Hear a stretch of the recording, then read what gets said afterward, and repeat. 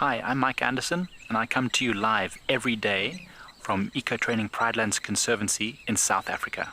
The wild animal I think is most underrated. I think buffaloes are the most underrated. They're so tenacious and ferocious, and also very, very protective of each other, which I find incredible. You know, sometimes people think of the big five, they just think of lions and leopards and other big animals, but I think buffaloes are pretty underrated. Join me on my next adventure in the African wild on channel 183 on DSTV.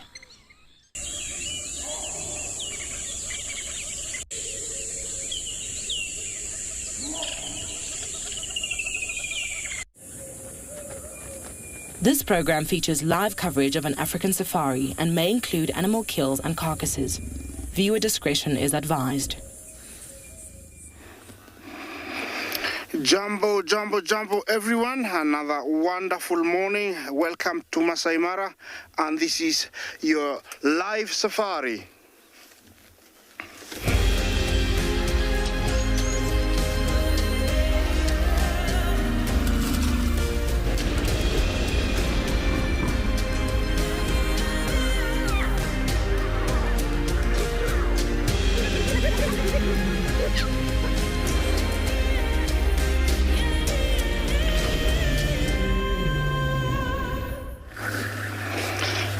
Jumbo, another wonderful morning here in Masai Mara, and we just started off with, the Olololo Pride. That was Olalashe, and this was my aim to find them this morning. Yeah, this is your live safari this morning. Remember to talk to us on hashtag WildEarth. Questions and comments are welcome. You can also, watch us on live stream, YouTube. Questions and comments are really, really welcome. You can also talk to at FC Questions. A beautiful start of day with Olalashe, our pride male of the Olololo Pride. My name is Isaac. On camera is Bungei. Our mission this morning was to find the little cub we saw yesterday. After that, maybe to find some elephants. But we just came across them. They are right here by the road, and looks like some of the females are ready to look for breakfast. Look at that. That is the view that we have right here in the Mara Triangle, in the Masai Mara.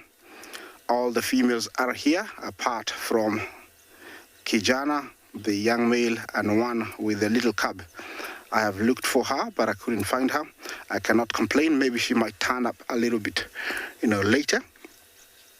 It's still quite chilly. Yeah, temperature this morning is around 17 degrees Celsius, but it's gonna warm up because it looks like it's gonna be a very, very hot day. Remember, this is one of the older females with a collar, and she is one of the oldest ones. She was collared this year, and that is so that they can follow her, know the real exact area of maybe the territory and how far she moves. They all looks like, they're looking around, and it might seem that they haven't eaten for about 5 days, and it's about time they go hunting, and that's why they're all up. Normally this time of day, they'll just sit by the sun and just sleep in. Well, let me try and relocate slightly, and while I do that, let another one of my fellow guides to introduce himself. Good morning, everybody. Good morning from Djuma Private Game Reserve here in Sabi Sands this morning, and welcome to your African Wild. And my name is Andrew this morning with Theo on camera, and we're sitting here on quarantine, and you believe, with this beautiful hyena lying down there, just not far from us.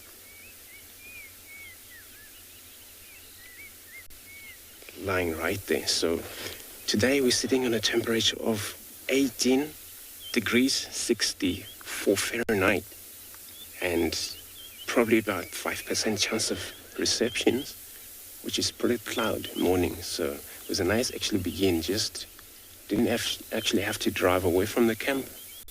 and there was a leopard track around here that came from the direction of the camp. But, we have to stop with this beautiful hyena. Look at that just before. Or Steve is carrying on with the tracks. See how maybe you get luck there. And every time when you see hyena near where there's any of a cat's tracks, and you got to kind of like comfortable believe that you might actually get luck with whatever you're looking for, because hyena, they're one of the good track out here. They always behind the big cats. So remember, everyone, to talk to us, interact with us on #WildEarth at FC, and the kids' questions can drop them on kids questions at wildearth.tv. Otherwise, this is how we're going to be interacting with you. We like to hear from you guys when we are out here in this wilderness. Well, it's not actually a bad day to start to begin with, and it's not actually windy. All wind died down, and we're just going to see if there's going to be any reception we're going to receive. So I'm going to take time, look around here, see if there's more of joy with what we're looking for. While we're doing that, I'm going to take you to another safari life, Wales.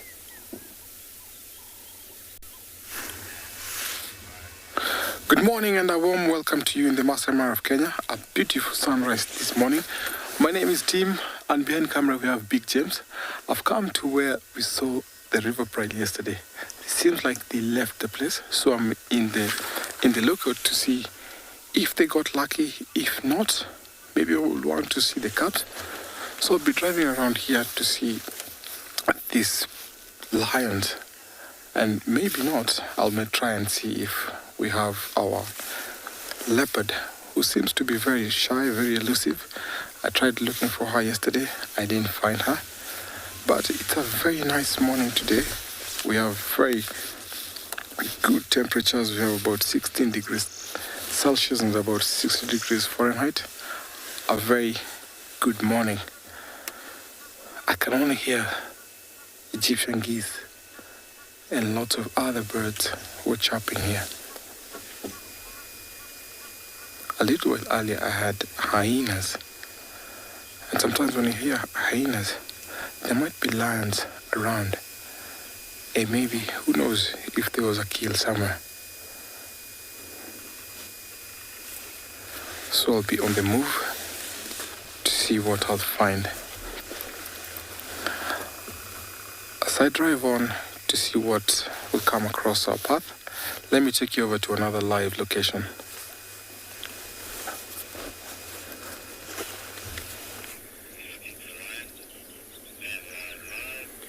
Good morning, everybody, and welcome to andBeyond and Ngala. So this morning, it's a little bit overcast, about 16 degrees or so, and as we were going, as you can see up in the tree there, it looks like a dead impala. And quite interestingly, you can see like a whole stomach content hanging down from the impala. And unfortunately, we can't see a leopard at the moment, but that is definitely hoisted up there by a leopard. Anyway, good morning. My name is Dan, and behind the camera we've got OD the OG. And it's a lovely morning, nice and overcast, nice and cool for this time of year. That'll allow these nocturnal predators to have a little bit of extra time to be moving around in the mornings. So I'm going to spend a bit of time here with this carcass and have a good look around. There's quite a lot of food left at the top of the tree there, so I don't think this leopard's going to be very far. It's an interesting part of the reserve. The blocks, as we call them, or the areas between the roads, are quite large, which makes leopards a little bit more skittish, because we don't come down here and we don't see leopards in this area too often. So I'm going to spend the next few moments, or maybe the next 20 minutes or so, just sitting here trying to keep a bit quiet, seeing if he or she doesn't come back and return, because there's still a lot of food there. Even that stomach content, can you see it hanging there? Often the leopard will try and take out as much of the contents as it can at the base of the tree to make it a little bit lighter to hoist up into the tree. Often they won't. They'll often kill an impala or whatever the animal is quite a distance away, not touch anything, and then drag it to a suitable tree where it will open up its stomach and insides, similar to that of a surgeon, and then kind of empty it at the base of the tree, not where it killed it. The reason being that stomach content has got an incredibly strong smell. And that smell, once it's opened, will attract all sorts of attention from hyenas to lions, which will overpower that leopard and steal its kill. So that's why it's kept the stomach content in, taken it up the tree, and now way out of the reach of hyenas and lions. It's a beautiful tree as well, nice canopy. Couple of horizontal branches for the leopard to lie in, which unfortunately it's not. I'm pretty sure it's lying around in the grass around us here. So I'm going to have a good look around here and I'll keep you updated.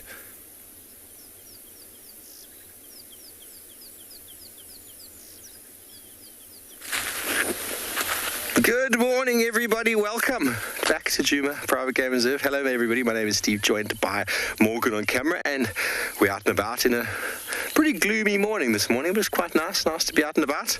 Now, we're doing what we always do, checking for some tracks, and found female leopard tracks on that junction, heading in this direction. Now, the last track I had over there, and there's no more just up ahead. So I need to double check whether this animal's gone that way or that way. But I feel like it's Shadulu. She's a very relaxed female. So she's walking the road doing what leopards do. And then just need to check whether she's gone right or left. So I'm just going to go up a little bit and just check the junction, make sure she hasn't crossed.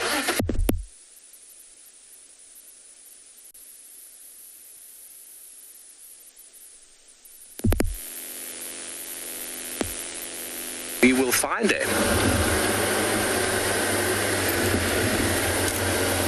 And we will find her. Love getting out and about, tracking these cats. The problem is that the light this morning is very poor. So I had to get off and really put my nose to the floor to see those tracks. It wasn't very clear. And now that she's gone off-road, hopefully be able to cut her spoor. It's always a very slow, methodical process. You never need to be in too much of a rush. Obviously, you need to catch up with these animals, but they do move and then they stop moving. So if she walked along there and hunted, or turned left or right, that's what we're going to need to figure out. If she came this way, or went into the block, the other side. Lana, when it comes to big five, leopards are definitely the hardest to track.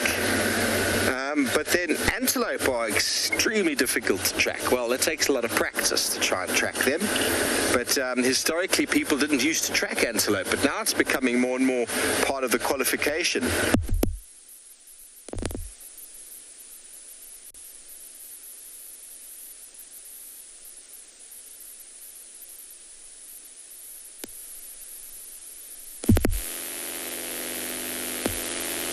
See, with our lapel mic on the top there, it keeps popping out the batteries, so I do apologize for any audio issues there, everybody.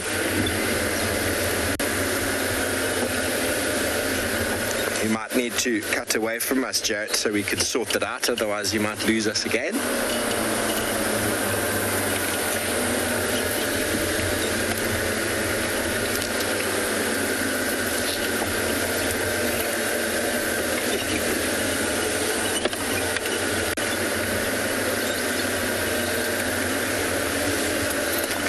Keep working this area for tracks. Hopefully we'll have some luck.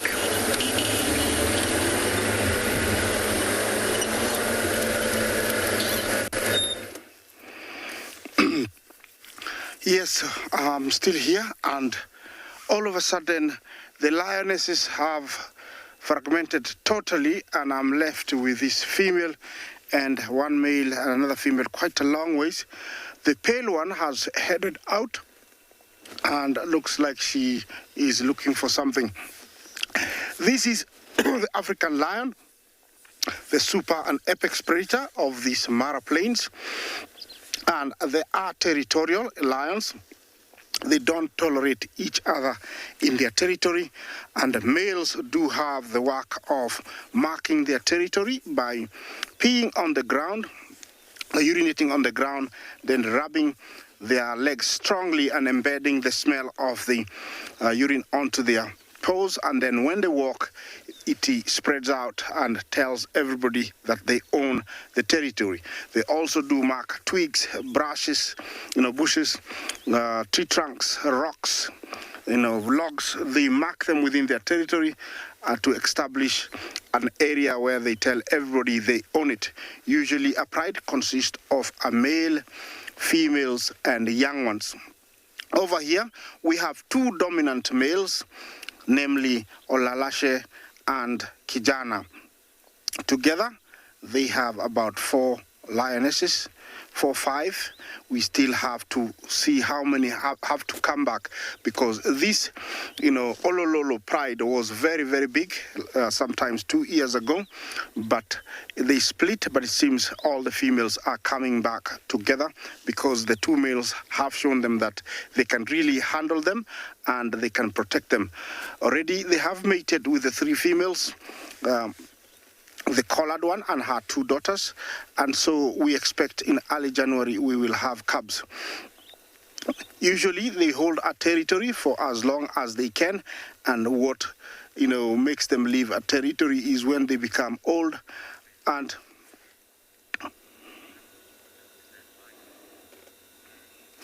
Boo Jumbo, thank you for your comment. Looks gorgeous in that light. Yes, she does. This is the magic light. Photographers love this. You don't need to adjust to get those, digitalized settings. Here it is just natural. If you have the right speed of ISO, you will get a very good picture. So it is a very good comment. Thank you. And I can see Olololo is coming from a long ways. Sooner or later, Bungay is going to show you he's coming from a long way, and everybody here is very alert. They're all looking at him. I don't know where he's been. Maybe he was giving one of the females with cubs some company. He's somewhere down there. He's a long ways. I don't know if we'll be able to see him. There he is. It looks like he's turned around. Maybe he's going around something, but that's him over there. He wasn't here when we arrived. That is the other younger coalition male. It is normal for lone males to take in, other males, either younger or older, because, when they are more than one, it's easier to take over a territory. And in this case, Olololo had to adopt, Kijana as his going mate. It is beautiful. It is wonderful. As you can see, the light is gorgeous. The temperature is just about right, and everything is waking up to this beautiful light. These females looks like they will be going to look for something today because they haven't eaten very much. Look at the intensity of her looking down into the plains.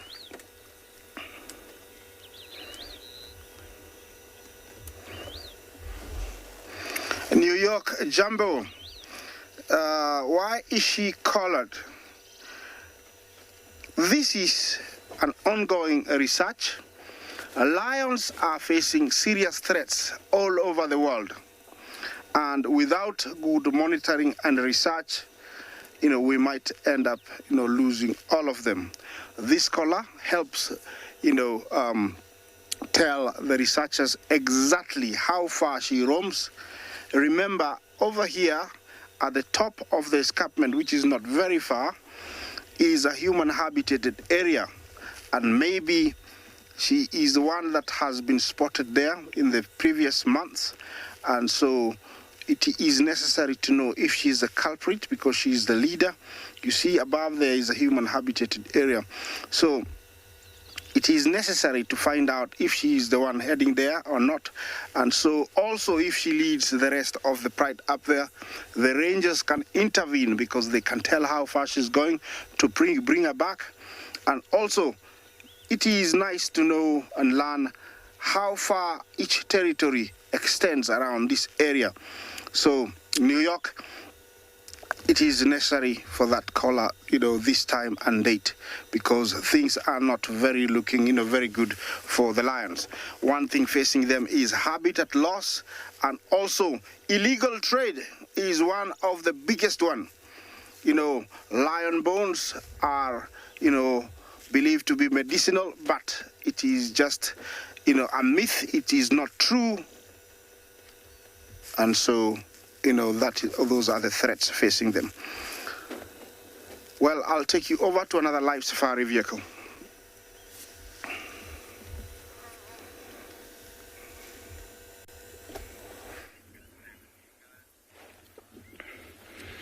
Good morning and welcome to Tswalu Kalahari. Another beautiful morning here. Temperatures are still very, very low. Not very low, but quite down and pleasant. We've got a bit of a cloud cover building from the western side, but I do believe that today it's going to be a scorcher again. And yeah, plans for today, probably try something like hyena, foxes, and the likes. Paws, jaws, and claws, I would like to say. So let's keep to that and let's see what we can find. We are going to be heading more in a westerly direction for that. So stay with us and we'll catch up later.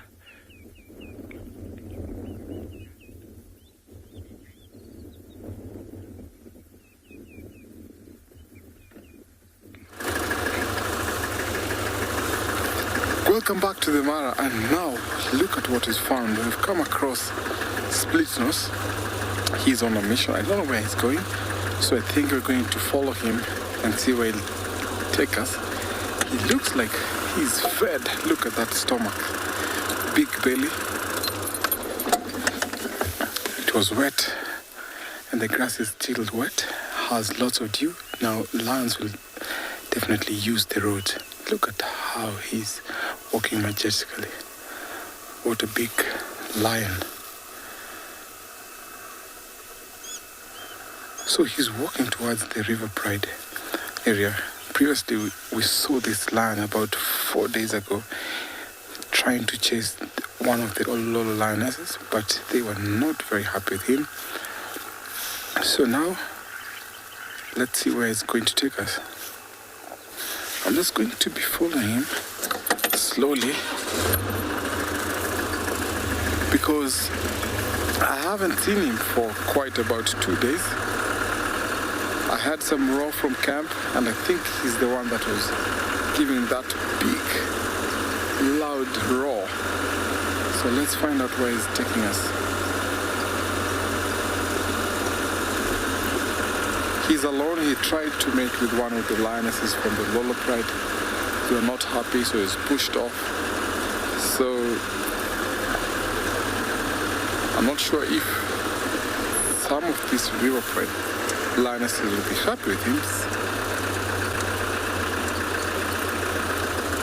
Mindy, I agree with you. We haven't seen him in a while. So let's see. So there's a tractor coming here. These are the tractors that pull off the balloon. So it's just going to drive past and look at him just staring at that big tractor.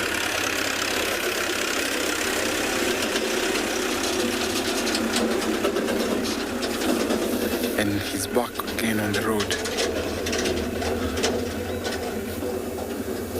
Look at that majestic walk. So as he's walking down the path of the road, he's following a scent trail, because these lions, when they walk, they leave a scent trail that he will follow, and that might take us to where these other lions are. And because he looks fed, look at that stomach. He might even go down for rest, or maybe he might want to go and drink some water. Let's follow him and see where he's going.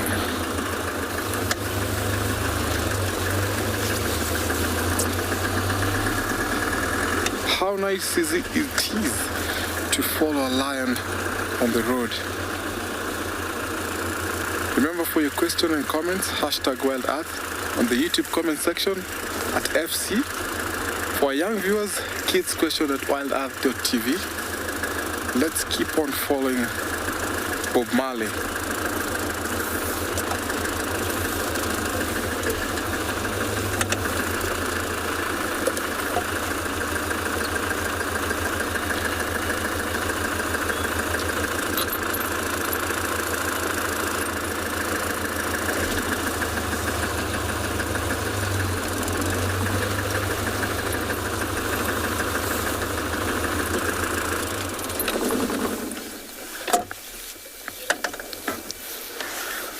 There's a balloon right just flying over, gliding over, and I'm sure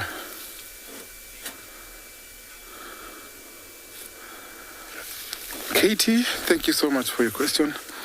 In my opinion, I'll place him to be about 9 years or 10. He's a big male, he's at his prime, so I'll place him to about 9. I might be wrong or not, but I'm just giving an estimate to be 9, about 10.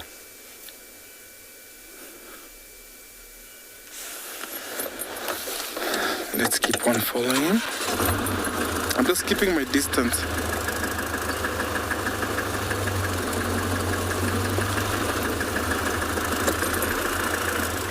Linda, thank you so much for your question. Have the lions gotten used to the jeeps? Since these lions were baby cubs, their mothers will walk with them around the jeeps. So they've become habituated to all the vehicles. So they're never startled when they come across the jeeps. And look at what I've done. I keep on switching off as soon as the lions get closer. So they've gotten used. They're much more habituated to the vehicles.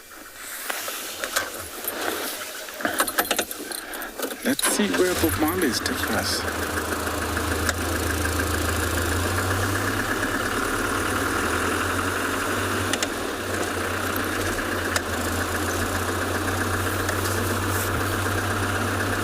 So I'll keep on following Bob Marley to see where he's taking us as I take you over to another live location. As soon as the lions get closer, so they've gotten used. Well, it's nice that Splitnose is around. We have Olololo, Kijana, and their family over here.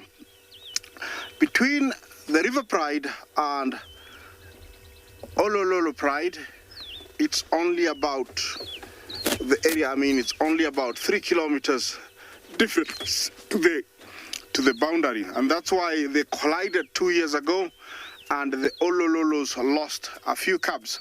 Remember to talk to us. Hashtag WildEarth. Question and comments are really, really welcome. Yes, it's a beautiful morning. This is the collared female and looks like she's going to follow her daughter, who is very pale, and she has become very, very good in hunting.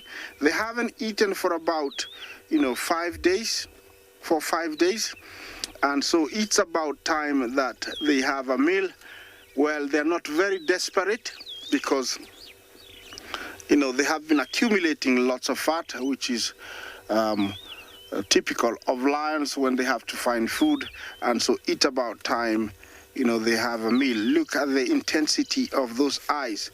They can see clearly even up to a mile right now from where she's standing, so she can see really, really well. Look at the light. It's just beautiful. She is one of the oldest females of the Olololo Pride. She doesn't have cubs, but she just mated with Olololo, and then Kijana could have been the one that sired the cubs, because usually the last few days is when she really conceives. And so, in January we might have some cubs.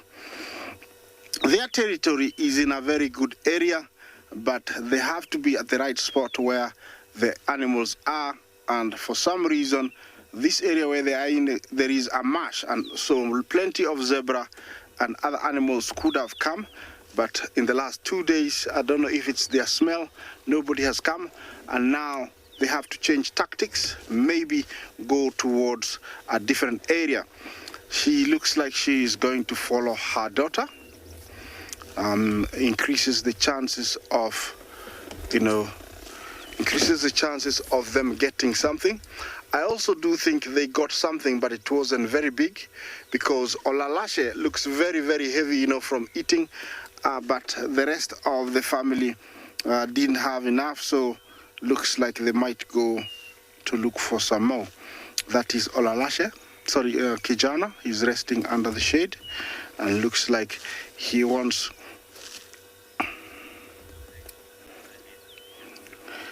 Yeah, looks like, Kijana really wants to be very close to the female, even in case she makes a kill. Yeah, about the lioness with the cub, I haven't found her. I've looked for her this morning for a little bit. I haven't found her, but I'll be taking some time this morning to have a look at her, try and find her, but not to worry. She was with the cub when I left yesterday morning, and she looked, full of milk. So definitely the young one is getting a lot of milk. This is a kind of morning that, you'd see them out in the open, but I haven't found them. I just saw where Kijana came from, and I'm thinking maybe that's where she is. So I'm going to be heading there to see if I can find her and the cub. Look at him. He might not have a mane, but his body is a fully grown lion. Even the face, if you look at it, very, very big. And he's going to be one handsome looking young male. Look at him. Be careful, he might come out of your television. Yes, he's walked right past us. Yeah, he just called a little bit. He wants.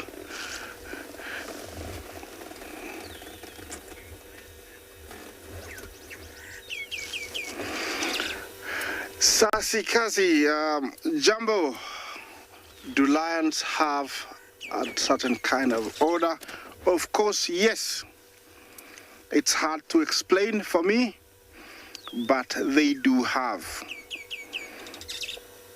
They do have an odor, but I cannot explain it. You have to be able, if you smell it, you cannot miss it next time you smell it. Yes, they do have an odor. That is Olololo and one of his wives. And he looks supreme. Looks like they might be following everybody else soon. Looks like whatever they killed wasn't big enough, because everybody looks like had a nibble of something, but not enough. And one of the females is already hunting a long ways away from where I am. I'm going also to find out if she's gonna make a kill. It is, necessary for them to make a kill almost every other day if they have to kill a zebra wildebeest, because, feeding about 6 stomachs a zebra is not big enough, because one fully grown lion or lioness needs about, 80 pounds of meat. It's quite a lot. It's quite a lot of food. Yeah, looks like, this is the best time for them to spot something, go for it. I would feel very sorry for a warthog if it turned by here, because they're very, very desperate the way they're looking. Soon and soon they will leave where they are and head to the shade. And if they cannot find something in the next coming days, they will be forced to go for the big and dangerous Cape buffalo. Their eyesight is equivalent to none, and from where he and she is, they can see quite a long way. I don't know if they're going to get up. There we go. You can tell his size.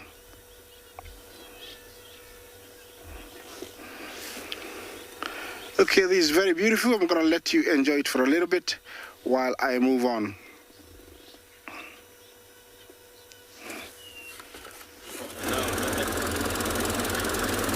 Welcome back to this side of the Mara. We're still following Bob Marley, and he's still on the move. He's walking slowly right now, so he's slowed down his pace.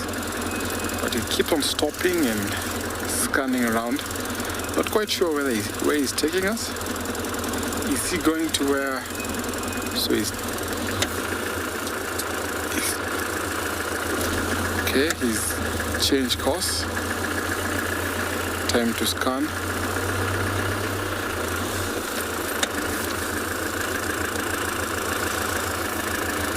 Look at how big he is.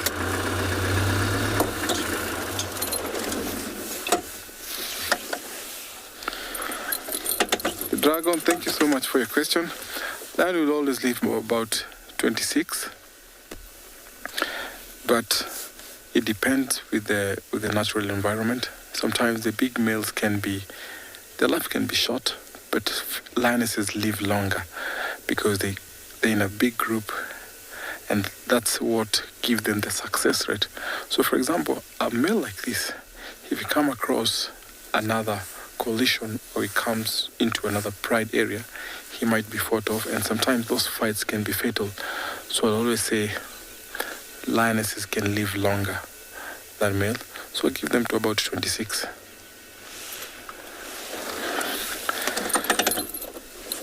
So let me just change position for another good angle.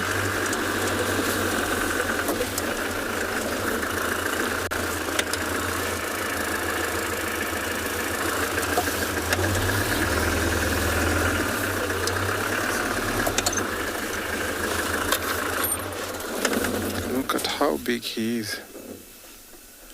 He's scanning the area. Remember, this is around the River Pride area. And yesterday, where he's looking, where he's facing, that's where the lionesses were, and there was 2 sub-adult male. About 2.5 weeks ago, I was here and I found him trying to cut one of the lionesses from the Olololo Pride, but neither of them were happy with him.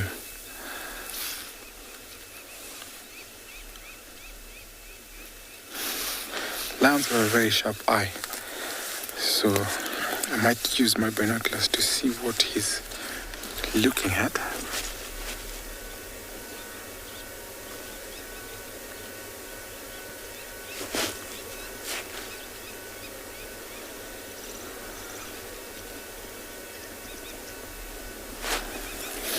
I can't really see what's going on there, so we'll have to use him to lead us to where whatever he's seen.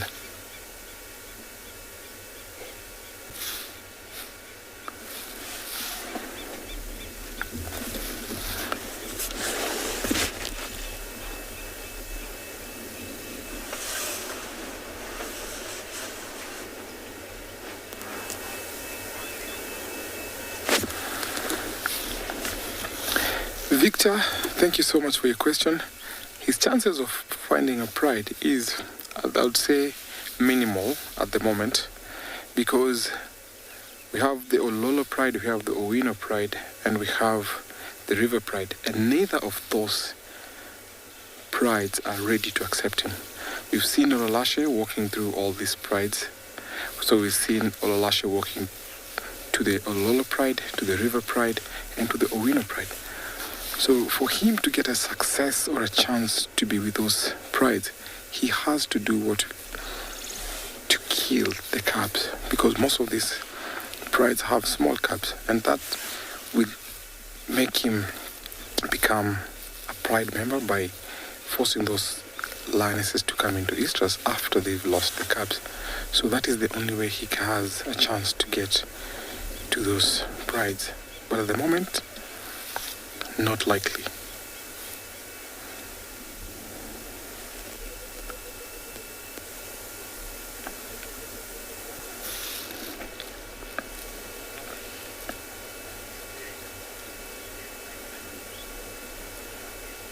Stuck in bed, he is totally magnificent. I can't agree more.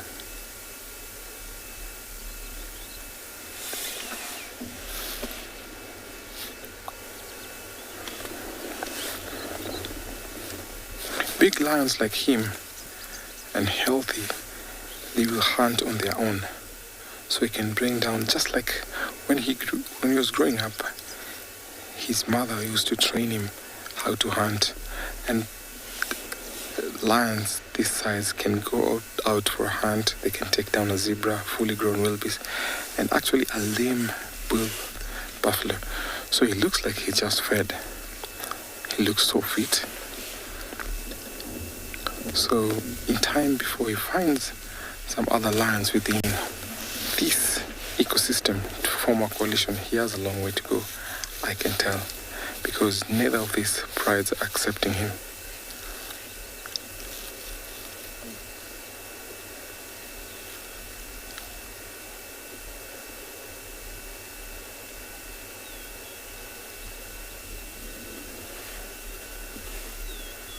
A little bit of facial rubbing or facial clean.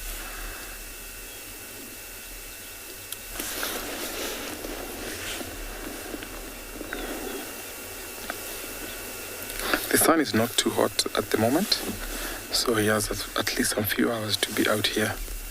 And then as the sun becomes hot, he will seek a place where he'll rest for the entire day.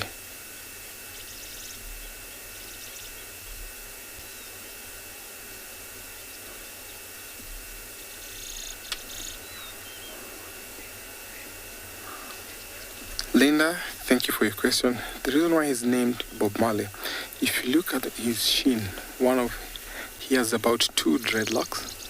So his mane has two thick mane that looks like dreads, and that's the reason why he's called Bob Marley. Splitnose or Bob Marley. So if he turns and faces the camera, you get to see the 2 dreadlocks hanging on his neck.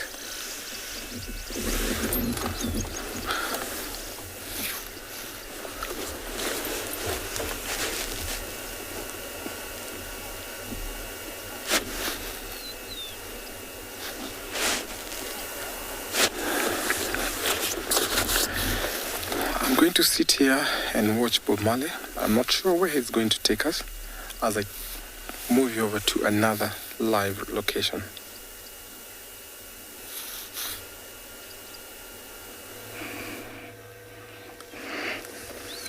Well, from the legend Bob Marley to these Olololo males, they have decided to find some shade and sleep. It is part of their daily life to sleep quite a lot. And if you ever want to find out a secret about sleeping after having a good meal, ask the lions. They know how to do it. This is the collared lioness and her, daughter. They're not as desperate as the other daughter, who has decided to venture out and go look for something. And looks like they're not very interested in what she's doing because nobody has joined her. They have stayed right here. Well, the lioness is the provider mostly of the pride because they are much smaller, much swifter and faster, so hunting is much easier for them. Most of the kills in a pride's lifetime, even if it's 4 years, 5 years when a pride is existing, most kills are made by lionesses. And they might weigh 120 kilos, which is around 300 pounds, but I tell you, they can bring an animal 3 times their size down. Usually they combine efforts. They do team effort where they'll flank an animal and then bring it down. That's how, and that's what makes them really, really successful. She's got an itch, but she's trying to reach it. But the male lions also play a very big role. When a big animal like a buffalo, a giraffe, a hippo, even a rhino or they need to be brought down. They need to come in because they are much heavier. They are twice the weight of a female. They can easily pull down a buffalo, 2 of them, 2 males. And so with them being around and part of the pride, they increase the success rate of them surviving in leaner times, because in leaner times, the big animals never move away, they're always around. Giraffes, hippos, and buffalo are always around, so big male lions are needed to do that. Otherwise, the lionesses do most of the killing. Usually, if they make something and they make a kill of something small, the males will take it. And there's no argument about that. The males take it by force. Might sound like it's unfair, but they do take it because they always want to be, very full, very fit, ready to defend the territory. Sometimes you'll find, males hanging around by themselves, and sometimes it is because the lionesses have sneaked away, because every time they make a kill, the male lions will take it, and so they sneak away. So whatever they get is enough for them. You can tell that those 2 guys are much fuller. They have eaten something. So whatever they killed, the males took over, and you can tell they're very full. They're not as the females. Nobody is desperate to feed, though, because they've been eating so well, but they will need to eat something quite soon. A pride like this, we can see about 6, 7 of them. They need, almost a zebra every day. That is around 300 kilos of meat. Every day they need one. And if they can kill even something bigger, which can last them, at least 2, 3 days, and that is buffalo. Well, it might sound that, their life is just to kill, but, imagine there was nobody to bring down the giraffes, the buffalo, the zebras. Their numbers also would explode, so they keep them at check. It's an animal that is, built for the kill. It's here to kill. And it reigns supreme in these Mara plains. And we have a good number of territories and prides around here. Well, I'm gonna try and find a female with the cub now. So let me take you to my other colleague.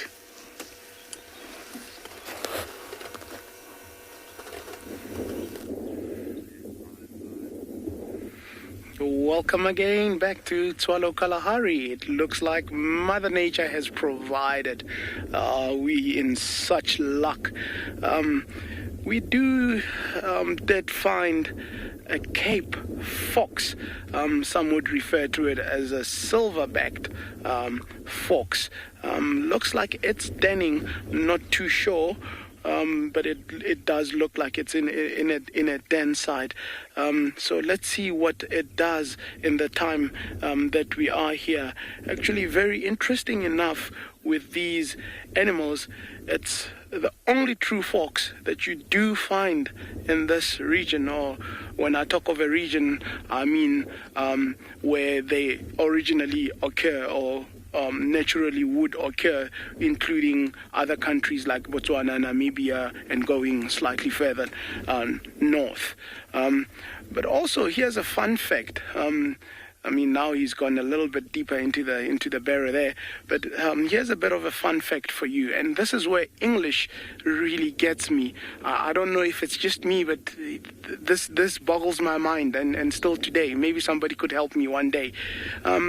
With your foxes, a male fox is referred to as a dog, and a female is referred to as a vixen, whereas the young is referred to as a kid. So it's very diverse. I still don't understand that. One day maybe I will. Let's see if we are fortunate enough that maybe this fox will let us see if there are pups. So what I'm thinking is stick around here and maybe we are in luck. yeah, let's just wait it out. It's all about patience in the bush.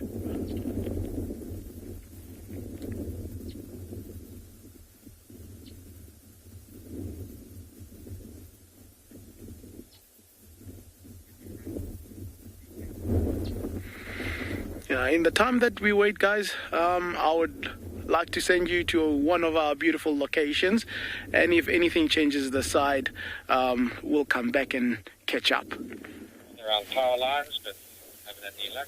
There was a hyena around quarantine. Okay, thanks, bud. Beautiful, thanks. We are discovering now big bird of prey as marshall eagle. Looks like a juvenile marshall eagle, but he's still beautiful. So discovery. This is a marshall eagle, juvenile marshall eagle, one of the biggest eagle around here. That eagle is so big, able to take down anything from scrub hare, from baby duiker, as you can see it. But very identical bird with a little bit of crest, even though it's still young, but you're able to see that, the size, so big. So this is how they hunt around here, sitting in that very dry wood. But in that height, you're able to scan around in the ground, see any movement of sleeping scrub hare, and that will be being taken down. And they're well capable of killing monitor lizard as well. So any type of water monitor lizard or a rock monitor lizard, that bird can take. So they're actually big. So in length, about 83 centimeters wingspan, 195 to 260 centimeter.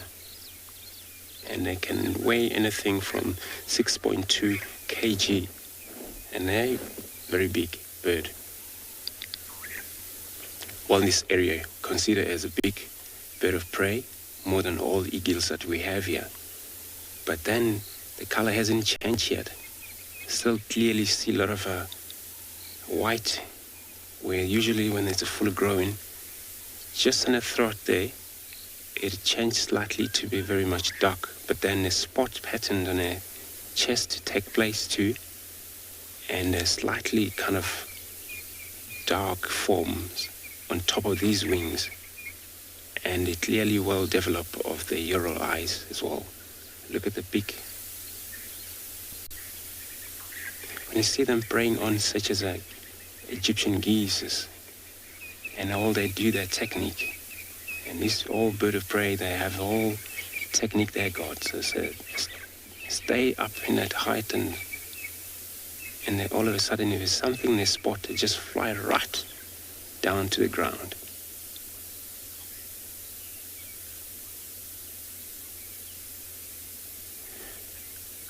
Lisa, I agree with you. You're saying this. It's a cool looking bird. Indeed, it is cool looking bird. Even there, we're looking at a juvenile. But sometimes, a juvenile bird of prey, they sometimes, look even bigger than an adult. So that's what they are. In their old belief, travel alone sometimes, and they're very territorial bird, where sometimes they don't really cooperate with many of the other eagles.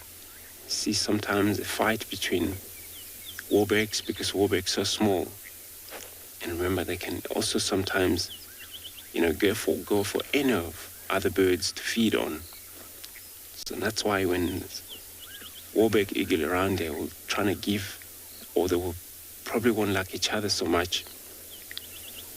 In terms of winning situation, when they fight from the air, the small bird had a chance to bump on this, or to bounce on top, or fly off, kind of like war happening from the air. So it's always the big bird won't really win. The winning is that sometimes when they're perched together, and the small one always get away. But chance for the small one to always fight the bigger one. So this has come from sometimes to the competition of the feed feeding-wise, where they always compete in the same amount of food.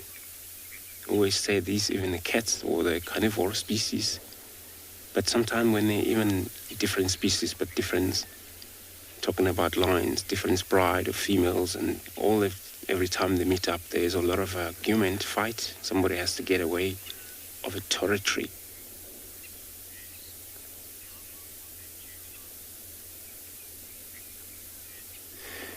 Stuck in bed, good morning, welcome to the beautiful shore. You want to know how long they're juvenile for. So this color you see here is going to change when this eagle is anything from roughly 3 years to 4 years, and then it's going to change slightly into maturity color, and that's where you're able to see the black on her throat, always down to the beginning of these wings.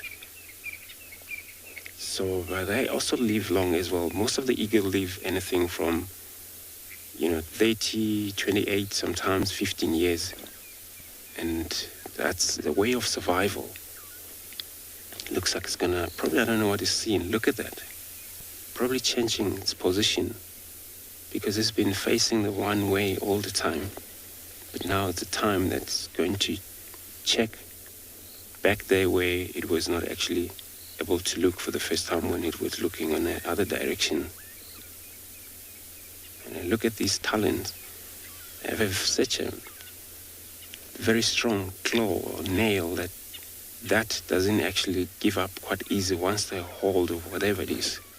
They were able to kill it or fly with it.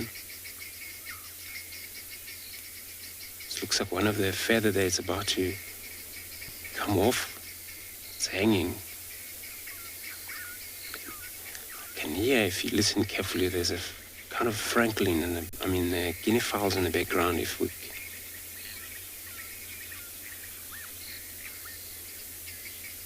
Melanie, welcome to the beautiful shore. Yeah, you're right. You're saying these talents are awesome.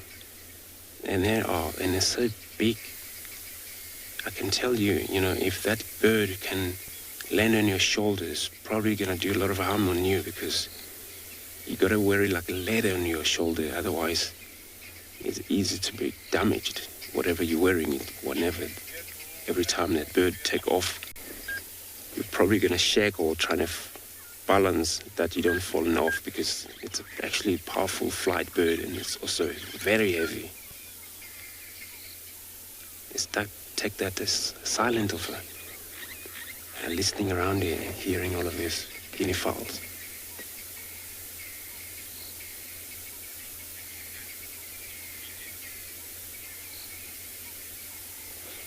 Beautiful. So I'm going to leave this bird here, and when we're doing this, I'm going to take you to another guide who will continue show you in the wilderness of the beauty of South Africa. Okay, well, welcome back, everybody. We've spent a bit of time moving around the area with that carcass, and we've managed to, Odie, can you see her there? Find a leopard. Oof. And as I was mentioning this morning, it's quite an area that the blocks or the areas between the roads are huge. So they can often be very shy. And this is a perfect example. I don't know if you got a glimpse of any of those spots or her tail at least. Let's see. Did you see where she went? She went, there she goes. There she goes. Back. Sorry, we're just going to try and, that way. So we're just going to try and relocate and see if we can get her to settle down. Oh, which might be a little bit tricky if you just bear with us.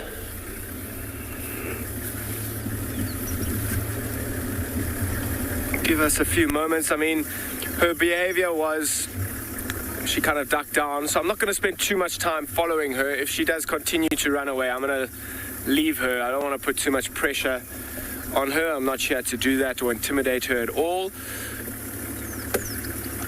I'm going to try once to see if she'll let us settle down. There, yeah, I just got a glimpse of her white tail, unfortunately running away from us. But good news, while we were around that other carcass, I heard lions that with contact calling, softly contact calling, which means they're not far away, and they're very likely trying to join up with the rest of the pride. And that's what we were actually doing, is on our way towards there to try and see if we could follow up on those contact calls. So unfortunately, this leopard has evaded us, and I think I'm going to let her be. With that kind of a response, I don't want to put too much pressure on her, and if she's uncomfortable, then I'm going to let her go and be more comfortable. So what I'm going to do is I'm going to continue down the road here and following up on those lions that contact calling. I'm sure they're not too far away.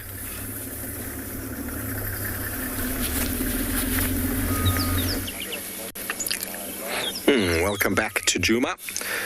We've got ourselves a male Swanson's spur fowl. Now we tracked so that female leopard, who I believe are Shadulu's, crossed out to the west, and then we were checking our western boundary, and then we found some very fresh leopard scat and some tracks coming back from Simbambili side. So we're just double checking this area, having a look at how the birds and the impalas are behaving, see if we can maybe find who it might be. It could be a completely different leopard, but the tracks were a lot fresher, and there was some scat which was steaming. But it seemed as if they might have crossed into Djuma, but they might have also gone back over to Arathusa side. So we saw some of the guides from the west, gave them the information, and we're just checking a couple of our little areas here on western side. But the road is extremely hard in places. But this is an area that Shadulu likes to hang out in, if it is her.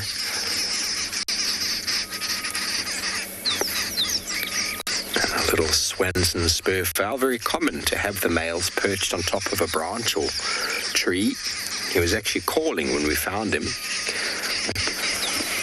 That's one reason to know it's a male. The second reason is to look on the back of the leg. Can you see on the back of the leg there?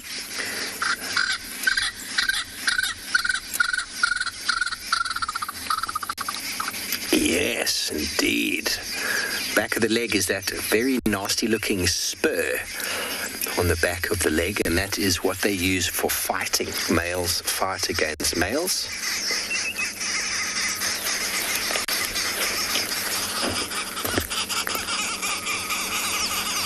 We've got some arrow mark babblers having a proper little argument.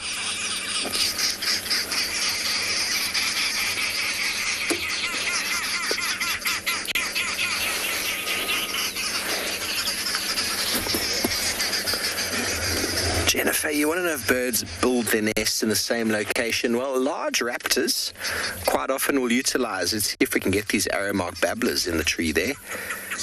Large raptors will often revisit the same nesting site year in and year out.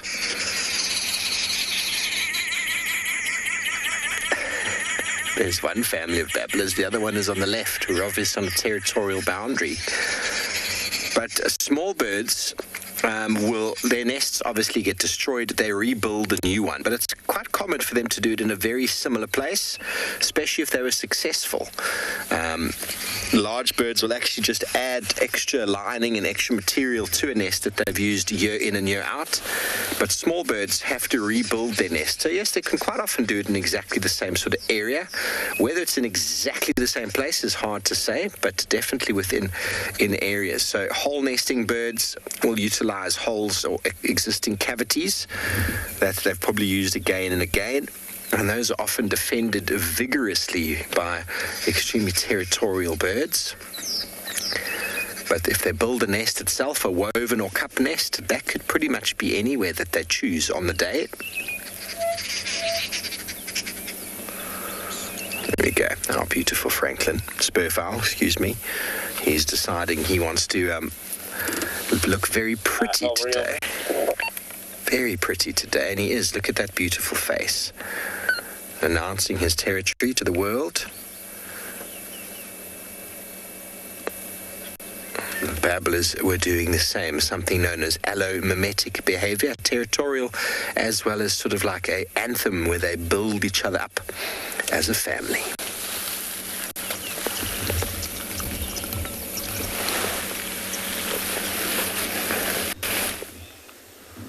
Well, Welcome aboard everyone at andBeyond Pinda Private Game Reserve this morning. We have found ourselves a couple of elephant bulls deep in the dry riverbed amongst these huge green trees, feeding gently as the morning comes older. My name is Ross, and behind the camera is Gerrit. And as I said earlier, we are at andBeyond Pinda Private Game Reserve on a very cold, chilly spring morning in Zululand. Here you can see this elephant is starting to walk straight towards us. Look how he curls his trunk like that as he walks.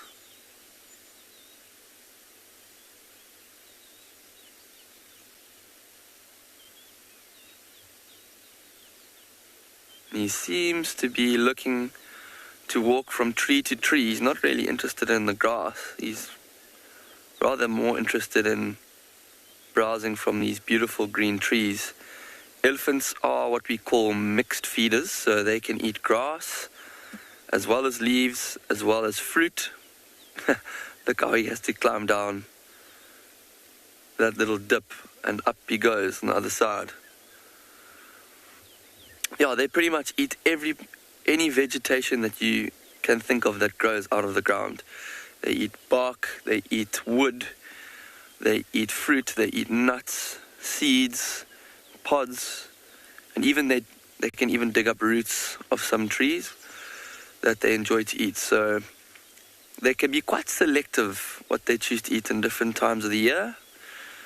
At some parts of the year, when all the trees are fruiting, they'll concentrate on eating fruit and leaves, and then in the winter months they might change their diet depending on where they are in the world. So for example, here in Zululand, elephants spend most of their winter up in the north of the reserve of andBeyond Pinda, where we have quite a big woodland and forest section, and in the summer when it rains they come and travel down to the south, where we've got lots of grassland, and the rains rejuvenate the grassland and they shift their diet towards grass almost completely for the summer months. And we are actually in the south of the reserve today looking for grazing animals, maybe some rhino, buffalo, and any of the other grazers that we can find, and some of the predators that may follow them.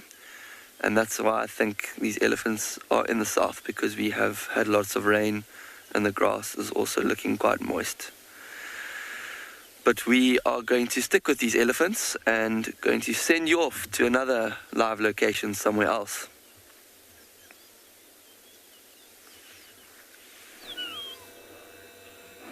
Well, here I have come across the female and her cub, and that's going to be the last thing you see. She's just picking it up, and that is the last thing I think you're gonna see. But the little guy is refusing. That's good, because it's going to give me more time to share this with you. We just saw her. She went into the canyon that I've been telling you, and looks like that is gonna be the last time we see her today. There we go. Yes, so it's alive, it's okay, it's doing well. There is nothing I can do. It's very deep down there. I cannot see anything, but you saw her disappear. And so, yes, I have to move on, see what else I can find.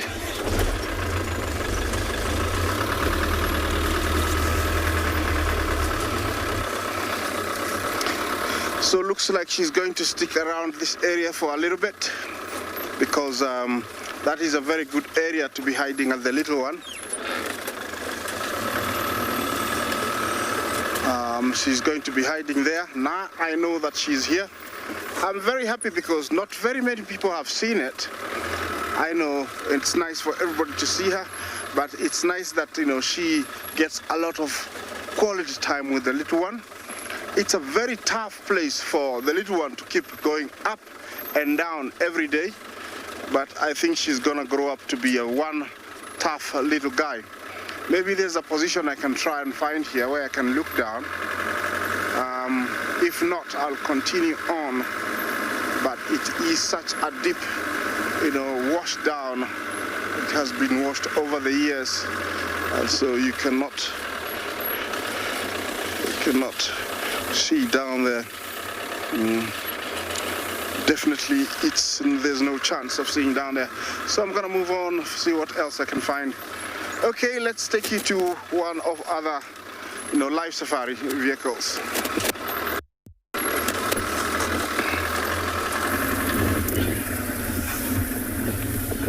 Okay, so we'll see, we followed up on those contact calls. Now, if you have a look in front of us, you can see a few members of the Birmingham Pride. But what I'm going to do, I'm going to actually just turn around a little bit here because there's one of the Ross males. They're actually both together here. I'm going to ask Odie to stick on the Pride for now. But there's one Ross male who's walking right towards them. He's been scent marking this morning and being... Let's see, how do you reckon there, Odes? And they look like they're on a bit of a mission. This is that Ross male that we were with last night with a very full belly. You can see how they actually use the road as well. I mean, the road is essentially, they don't know it as a road. It's like a big game path to them, and it's the path of least resistance. Like humans, they would like to use that as much as they can. A few of the lionesses in front are kind of setting the pace. Listen. Can you hear that soft contact call? That's what we kind of heard when we were just before we found that leopard.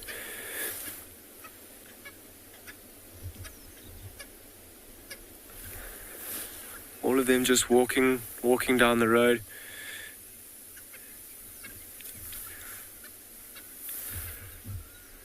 On a bit of a mission. They're taking advantage of this overcast, cool weather. And as we swing around here quickly, here's one of the other Ross males who are coming to join. Let's see, he's just walked off the road. And I was saying they do use the road as the path of least resistance. Maybe he's going to go and scent mark on one of these trees. Let's see what he does. He was actually keeping his distance from the rest of the Pride. For what reason, I'm not 100% sure. Now he's made a big loop around.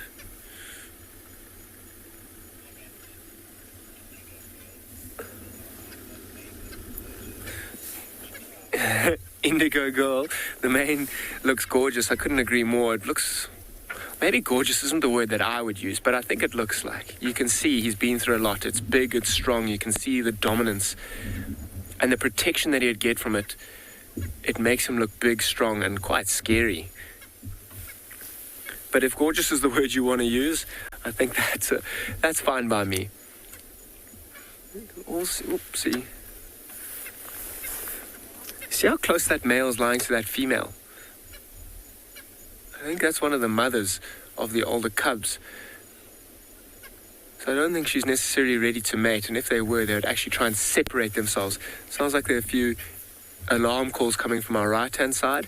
They might have seen these lions, and what these animals will do, they'll alarm call and bring the attention of every other animal around you towards exactly where they are, saying, I see danger, don't come here.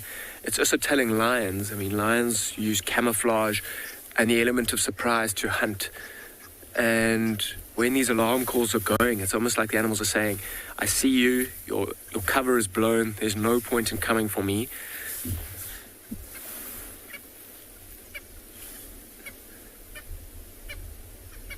There's still a few little soft contact calls. I wonder, remember yesterday afternoon, we were with that mother lioness and her two cubs. They were almost walking straight back towards that area. That soft contact calling might be towards her. Maybe she's calling as well on the other side. We can't hear it just yet, though.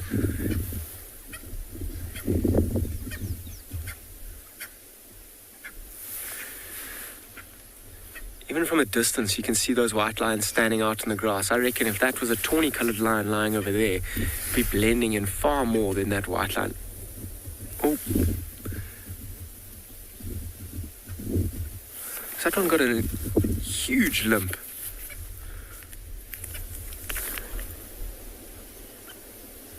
Is that one of the young males? Jeez, that doesn't look too good. I have to get a little bit closer to investigate that a bit more. Also quite interesting. I mean, lions, they're incredible animals. The way that I've seen lions recover, particularly from injuries, is unbelievable. I think humans, if I see them with similar injuries, they seem to just fade away. Lions, I've seen one lion in particular, that younger Birmingham male. I think it almost was like he had a broken leg and he didn't move for a week. He didn't eat or drink. He lay in the same spot for a week or even over a week. He then proceeded to get up and seem to be all right and recover.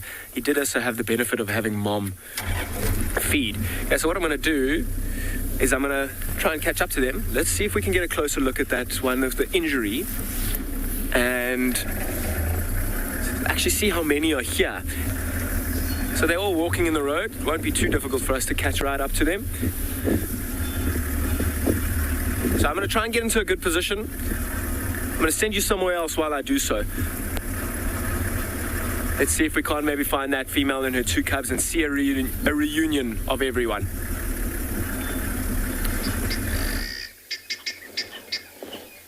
You got them, man? Yeah, it's moving. So we back into Twin Dam area, our location right now. So in these beautiful jackalberry trees, quite a lot of egg. Back here into Twin Dam, and in this beautiful jackalberry trees, a lot of movement, a lot of birds flying around, bees enjoying their fruiting in this tree here, but also was one of the few vervet monkeys. Quite difficult for us to actually to pen or to get them on a frame, but definitely you will get to see them soon because they're quite doing a lot of activity around here, trying to get their breakfast as much as they can just before late. Some starling as well, also doing a lot of calls. Some terraco, which is go-away bird, or grey luri. And all you see is just a lot of trees shaking in the background, so they haven't shown up yet. But they are vervet monkeys in this very tree. So monkey, they form troop, which is all grouped together, and all relatively animals in that group. Could be anything from maybe 12 to 15 members in the group, dominated by male. It happens that there's a few males in the group, but the dominant always be in charge, and does come in a point where getting older, just like Baboon has some situations. When an older one sometimes get pushed out because of a whole new member in the group. They're all just gonna get together and then aim to push him off. Chance of see that male run around on his own or separate away and wonder why this monkey is on his own. But when you check, it's an old age and where he couldn't stand to win any of the battle there.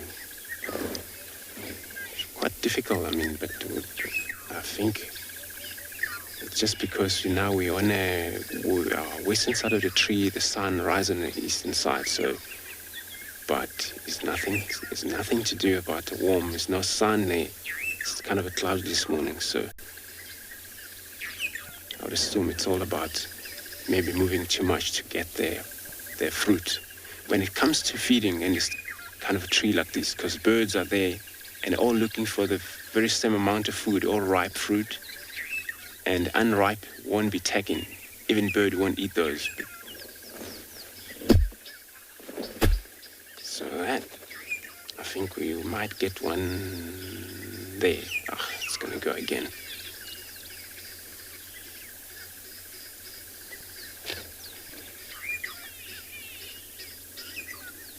So it's quite a competition here, because everybody aims for the same amount of food, where the ripe fruit only.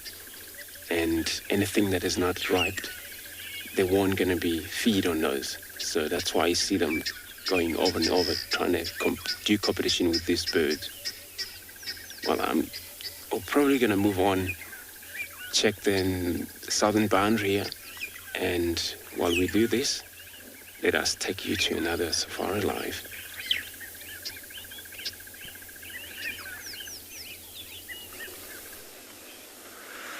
Welcome back to andBeyond, Pinda, and these two elephant bulls that we have been sticking with. They've moved quite a distance since we were with you all about 5 or 10 minutes ago, and they seem to be moving out into the open plains to possibly feed on some of the grass that I was talking to you about that's grown after the heavy rains that we had in the early spring. But they are being slightly less chaotic than the monkeys that you were just with. They are a bit more of a serene scene. They're walking slowly, even though they do cover a lot of distance when they walk, because they do have big steps. But they're also feeding as they go, so they're in no rush. And have a look at this elephant in your camera now.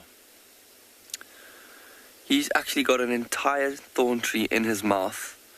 He didn't bother just picking off some of the branches.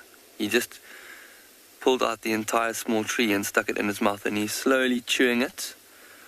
He's chewing the bark off the trunk, actually. He's not interested in the leaves, he's just trying to eat the bark. There's another elephant that's come out in front of us as well. There we go, coming out nicely into the open. And it seems to be these small bushes that they are just loving. So have a look at this elephant that's in the front of your screen now.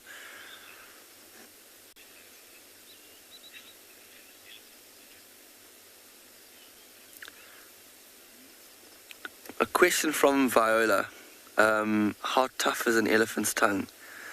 And the answer is very, very tough.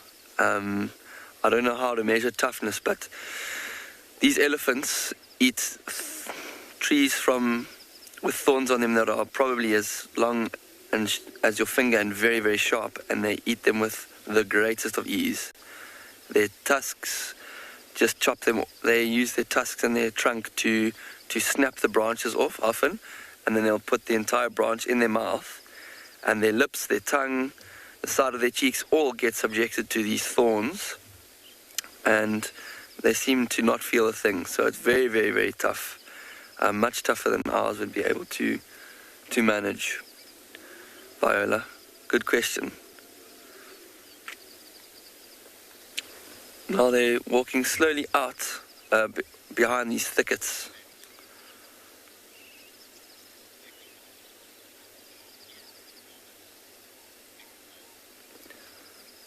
Pickamum, I agree, those ears are huge. And it's not just the better to hear with, but it's also a very good means for elephants to get rid of heat, to have big ears. It's an adaptation that they've had for living and surviving in the hot African bush. They have lots of veins that are close to the surface of their ears, and can you think of how much surface area that is? I'm just going to reposition quickly. So their ears cover, there's a lot of skin that's subjected to the air, and those veins that are close to the surface come into contact with the cool air as elephants beat their ears, and this acts as sort of a radiator for them. So they cool themselves down by flapping their ears. The blood is pumped from their ears around to the rest of their body, and it cools them down like that. Now it looks like we are probably only going to get a better view of these elephants from much further down the road, but we're going to wait there in the direction of where these elephants are heading and see if they walk towards us. But in the meantime, we're going to send you off to another live location.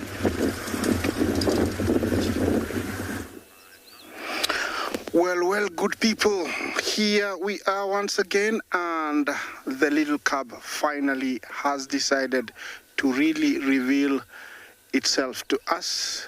I'm so happy it is right here. You can see it now. They just came out of that, gully.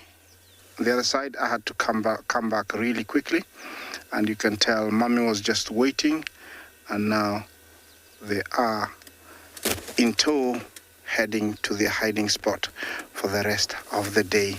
It's so happy to be with Mom. Yeah, this cub is very lucky to be the only one. Lucky in Swahili is called Bahati, and so I think we're gonna call him Bahati, Bahati. Bahati means lucky one. It's the only one. It's been, lucky. Yesterday it wasn't attacked by the male, and also where it was born, it's a very tough area, and so it's very lucky to have survived. I don't know how many, she gave birth to, but it's the only one that's living, and so. Bahati is a very appropriate name. Looks like she's going out of my sight. She's disappearing really fast into that long grass. I cannot blame her. She knows through experience. Maybe if people see me, watching her, they will come, and the little one won't have any privacy. So she doesn't hesitate to, put some distance between me and her. I cannot blame her. I don't see. Yeah, there's a young one. He's still, keeping along. It's only about maybe heading towards 2 months, 6 weeks, I would give it. It's still very young. The calls are very desperate. Usually that means it still needs Mommy very, very close. And right now, she doesn't need any company. She wants to be by herself. And that's why yesterday morning she attacked that young male lion that tried to approach. It is part of the pride, but she doesn't want anybody close to her at the moment. Is she gonna come out the other side of that bush? I don't know. Let's wait and see. There she is. She's still going. Well, I'm gonna leave you to enjoy that last sight as she says goodbye to us. Let's see what else we can show you in a different location.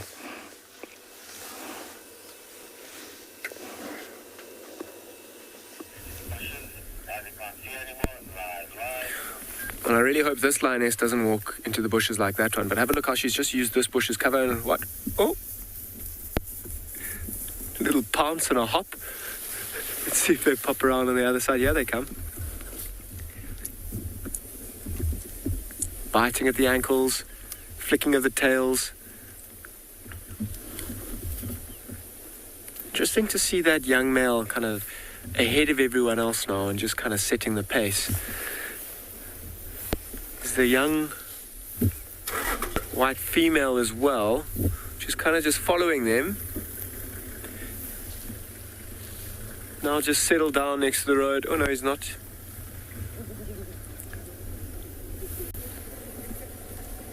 Flicking of the tail, showing signs of excitement. Can also be a sign of irritation, but I think in this situation it's more excitement.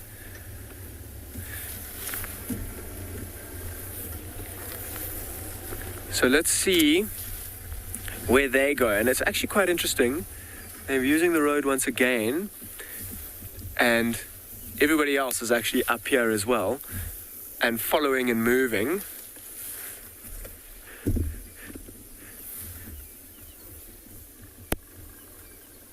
Can you hear that? Let's see.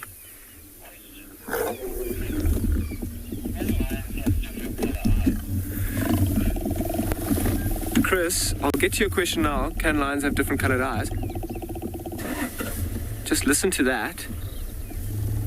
Don't know if you heard that growling.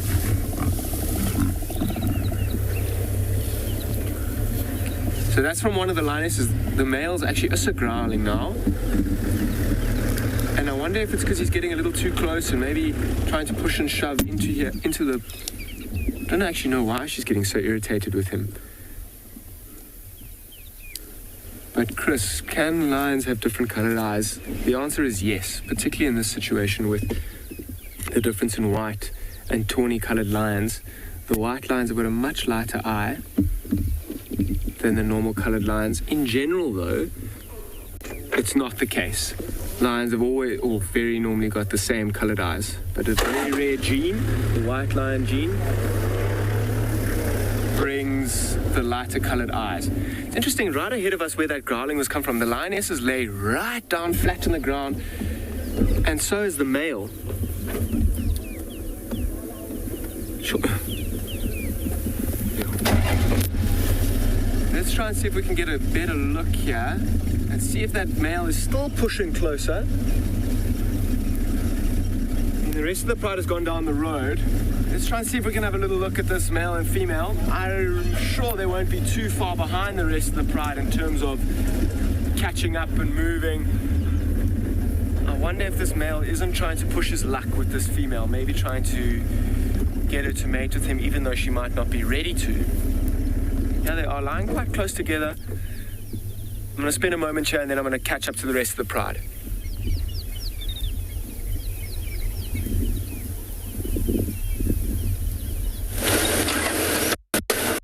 Welcome back, everybody. Look who we found. We found, well, Darby's found her. Princess Kalamba moving through the vegetation there on Puvelshoek. How awesome. Now, we'll try and get you another view of her. She just got behind the bush there. Let's just move up.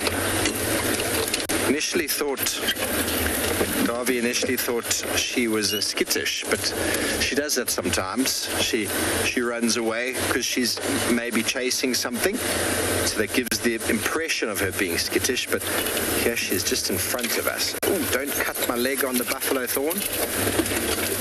I'm just going to stop here behind her. Oh, it's because there's a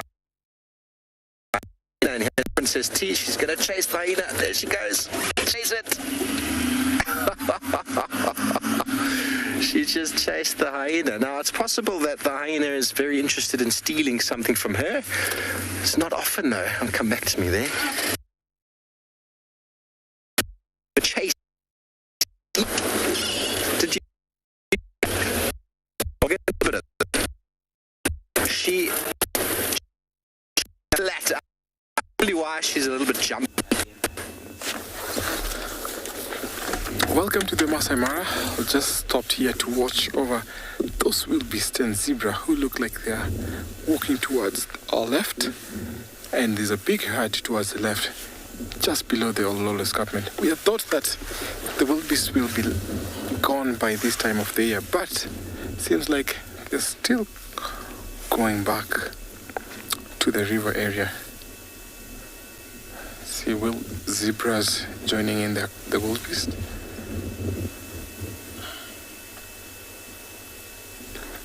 Normally at this time of the year, you find that this place will be deserted, clear, no plains game. But thanks to the rain, we have our herd who are still grazing here. My mission is to go to the river and see if there's a big concentration of herds just close to the river, and if they want to cross to the other side, because we've seen them around the conservancy here, but across over in the game reserve, we only see a part that has only few zebras. So I'll be keen to see if they'll be crossing over to the other side or either back to this side.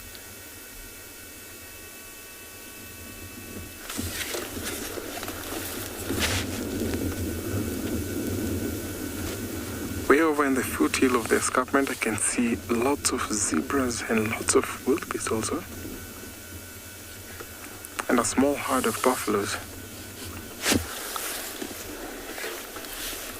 As the rain keeps on changing the pattern, raining on some parts of this conservancy, it's what that is prompting these wildebeest to keep on following those paths. And I reckon these wildebeest are going to stay here for about another 1 week, or maybe they'll be leaving in early November, but who knows. It's been recorded that they come here towards the end of June, and towards the end of October they'll be heading back to Serengeti. But as weather keeps on changing, we keep on seeing every time different behavior on these wildebeest.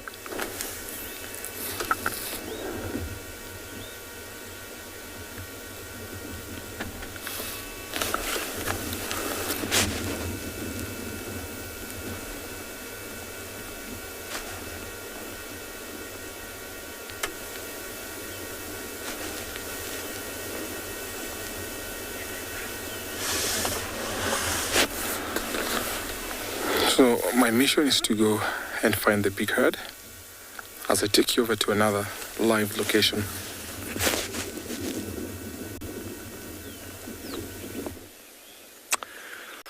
Welcome back to andBeyond Pinda. And no, that is not a volcano in the background, but it is a very attractive looking conical hill in the far reaches of this grassland. And these elephants are now slowly mobile or moving towards quite a big waterhole.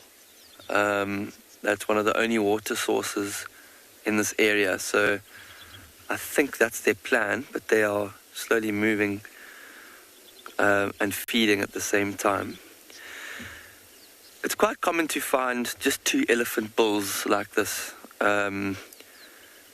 Elephant bulls don't spend time with the herds very often. The herds of elephants are only made up of cows and their calves. So these bulls will only want to find an elephant cow to mate with potentially every so often when they are in a state called must, when they are driven to mate with females. But that state doesn't come around very often. It's when their hormones spike, and for a few days or even a few weeks they are driven to mate, and then after that those hormones drop again and they go out of must, then they'll return to living alone like this, or with 1 or 2 or 3 other bulls.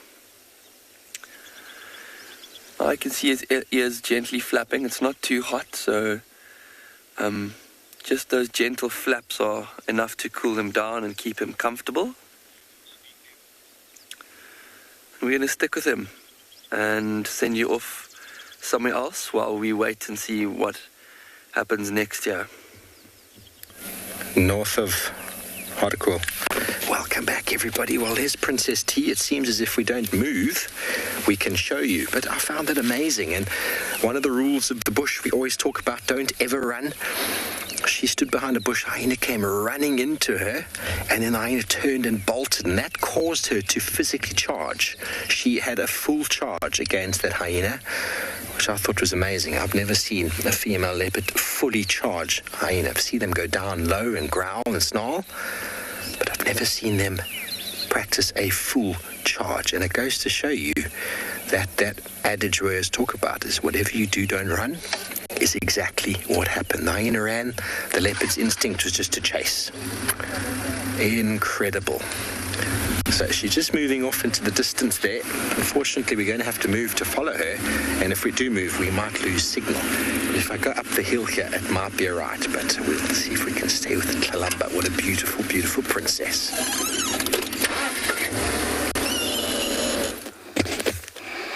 Well, good people, look, I just decided to keep up with this girl, and she has brought Bahati out eventually. Remember, this is the second day that we have found her, and looks like she's moving den. Bahati is not keen on being on the road. She wants to, get away onto the grass, but Mommy insists on staying on the road. He's very tired and looks like he wants to be carried. She did try to carry her for a little bit, and then I think she just got tired. This is a tough little guy. From what he's gone through in the last one day that we've seen him, is a lot for us, 6 weeks old cub. And it's a long way that they are walking. I'm going to keep following them for a little bit and see where they're heading, because looks like maybe the other female that they've been hanging together might have cubs, and this could be our lucky chance to see them meet one another, because they're really going all the way down, and it's a long way. So I'm gonna follow her. Excuse me about my friend over there. I'm gonna try and see if I can position an area where we can really see her. She's just walking down the road. It's a long way. I would prefer that if she got out of the road and out onto the grass, it would be better. But she's walking on the road, and it's just amazing, to see that. Let me see how close I can get. But it looks like finally she's out of the canyon and going somewhere. And that somewhere could be better for us because we could have an easy access. We could be able to see her out in the open every day. Lions are very tough. Can you imagine walking from where I just saw her to here? It's already a mile and she's still going. So they're going to grow up and be very, very, very tough.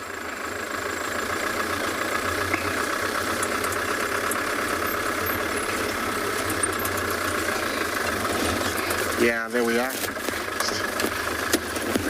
Okay, I think Bungay is gonna show you a little bit one more time. She's over there. Those are the rangers, the guys who take care of our lions, and I hope the lions realize that. That is, compare the size and the years to come. It's going to be the size of the female. That's an achievement. Okay, we'll take you to another live location while I try and reposition.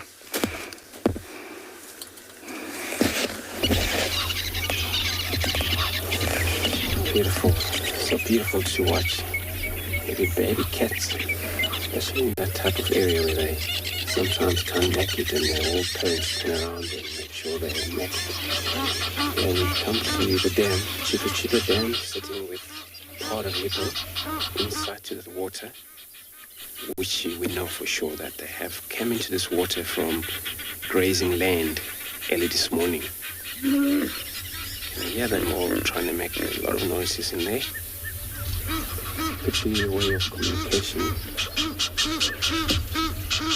Sometimes whole group members all get around, all controlled by the male, which the male could be around here. This is actually very wide lake where they sometimes could be different.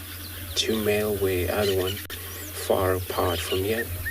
But those are far apart could be not that dominant here. So that the dominant male always have a privilege to get close to the females every time. For sure they are not seasonal in terms of breeding, so they breed all year round. But most cases sometimes it does mating occur during the sometimes dry season. Always it happens in the water, and usually gestation period of 8 months.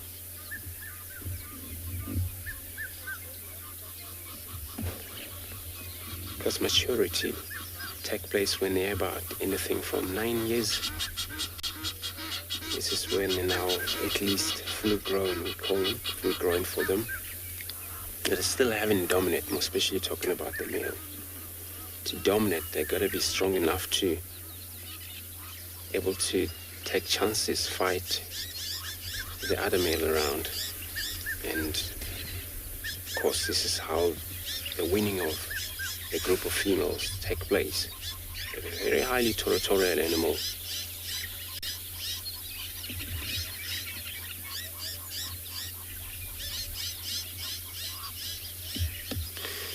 Linnae, good morning. Welcome to the beautiful shore this morning. You want to know if people sleep in the water. So if it's a very deep and they won't control that, but they go into very much shallow water where they can sometimes touch the bottom. Of course they can. And when we're talking about sleep, they don't actually sleep underneath of the water. As they submit down, they have to take a breath. So it's got to be somewhere where the whole body attach the water or inside the water. And then of course, as long as they can take a breath, and they can able to sleep. But many of time in some rivers or some lake where there's a soft sand, they like that. They get out just right on the bank and they all get up and take a sun, warm up, and when they do that is the only time they can sleep. And surprise you, so sometimes this animal travel a huge distance at night, but for that, they got to make sure they come back to the same water hole for the safety of their skin as well. So I'm gonna stick around here, see what comes to this dam, another 15 minutes maybe. If nothing, then we're gonna move forward. As we do that, I'll take you to another safari live where they will be showing you the beauty of the wild in Africa. Well, whilst Chris is being patient at the dam, we've also been quite patient with these elephants to see what their next move is going to be, whether they're going to go to have a drink of water or if they're going to remain feeding. And it seems like they haven't satiated themselves yet of these bushes. They're still hungry and they're happy to feed a little bit more into the morning. So you see that big tusk of the elephant in your screen now.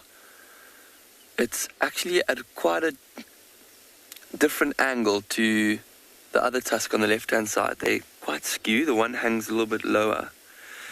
And I was just thinking to myself that it's almost as if he's used the one tusk way more than the other side. And this is actually, oh, look here on the left. This other elephants come out here. So here's an even better example. Look how different his tusks are.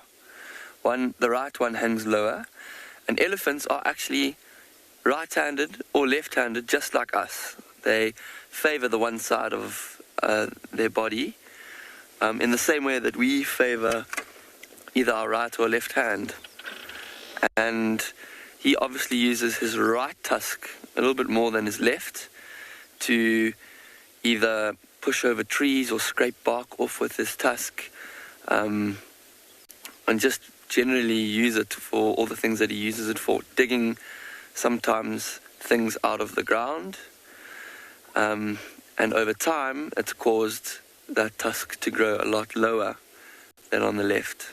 Very, very interesting. Now, do you see that branch that he's just put in his mouth was full of thorns? So just like we were talking about earlier, he's not feeling a thing as he chews. His tongue's very, very tough, and so his lips. Now he's putting another one in. And it's amazing. We've been in with these elephants for almost an hour now, and they haven't stopped eating. They've just loaded vegetation into their mouths for almost an hour. And they have to do this for most of the day. They're such huge animals, and their body is actually such a big machine to keep ticking over. They need to eat over 300, in some cases, kilograms of vegetation a day. Now, this was almost like 3 people, eating 3 people's worth of vegetation in weight. Not that elephants ever eat people, it's just a weight comparison that I could think of. But yeah, they need to do this because their digestive system's actually not very effective. They only end up processing about 10% of this food. That's why if we ever get a chance to look at elephant dung, it actually looks like it's not even processed at all. It's like whole sticks and bark and grass contained in that dung. So their digestive system, which is known as a hindgut fermentation system, it's just one big chamber of a stomach with lots of gases and stomach acids that digest the food.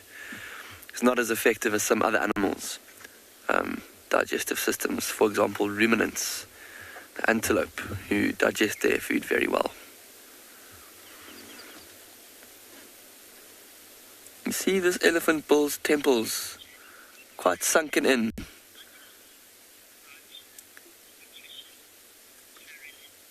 It shows that he's quite old when his temples are sunken in. So Carolyn's asked whether the leaves on these branches are quite nutritious, and yes, they are very nutritious. A lot of these trees have sprouted new growth, which means that they concentrate a lot of energy and a lot of nutrients towards the end of the branch to facilitate new little ends of the twigs growing and new buds developing at the ends. So there's a lot of energy in this new growth that these elephants are feeding on. It's all these plants are growing these new growth at the end of their branches because we've had such great rain. And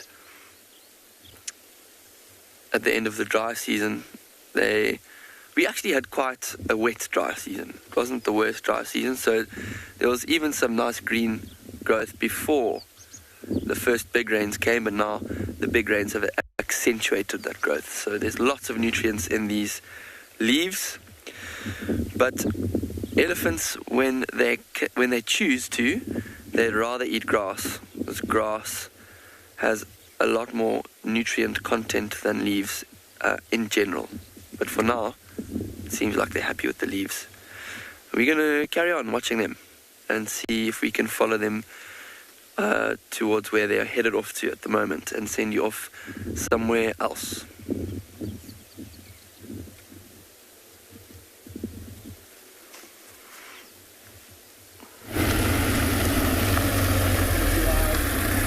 So, welcome back, and we've managed to find a spot where it seems they're going to keep coming towards us, and if we're very lucky, they may continue on the path that they're going. And have a look. If we're very lucky, they may walk right beside us. Have a look at the one at the back, trotting quite quickly to catch up one of the males at the back. He seems to be not trotting as quickly, but still keeping up. If we're very lucky, they may walk right beside us. This one in the front, walking a little bit cautiously, just watching and listening. There were two that walked past us shortly. I think he's trying to catch up to them. Let's see. Oh, here they come, here they come.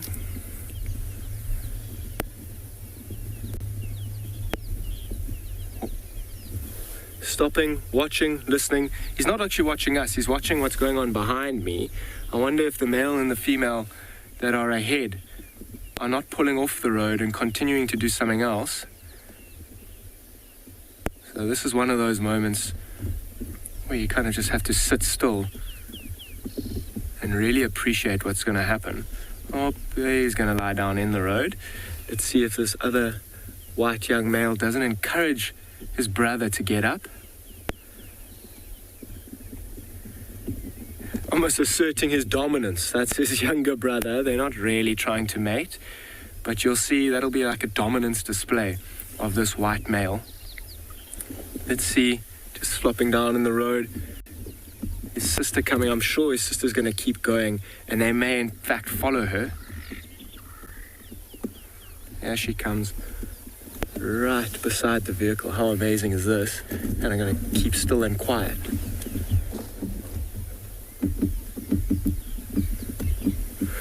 Let me try. Yeah, they all come.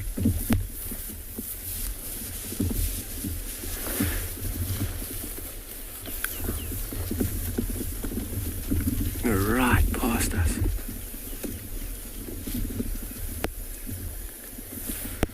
It's amazing to be so close to them. And I'm going to stay right here. Perfect spot. You see how they didn't even worry about us walking right past.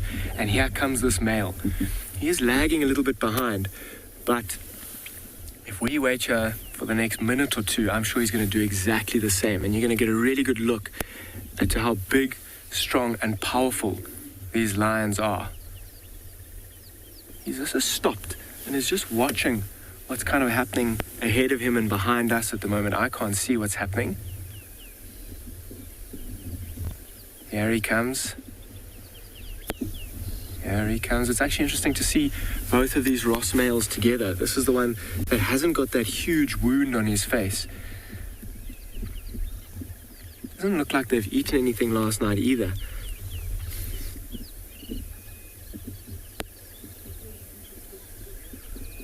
Here he comes.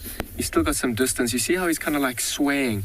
You'll often see him go to the side of the road, particularly if there's a prominent bush that maybe his brother has scent marked on. He'll go there, smell, rub up against it, and maybe even scent mark over it.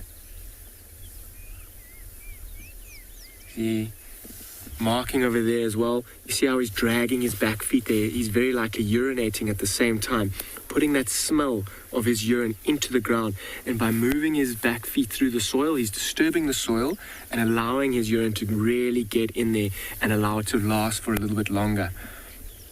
There's a bit of moisture and rain in the air this morning, and I wonder if that hasn't washed away their scent from previously. You see how he's watching, his head's right up. I wonder if he's trying to keep his distance. Remember that female was growling at him earlier? That's exactly what he's going to do. He's going to lie down there and keep his distance from the rest of the pride. I wonder if the females aren't chasing him. His brother as well, which is the more dominant male, is up ahead. And I wonder if he's not also encouraging his brother to keep his distance. So I'm going to stick with these lions for the next while. They seem to be moving, using the cloud cover in the cooler morning to cover some distance, and if they had an opportunity to hunt, they would certainly take something down.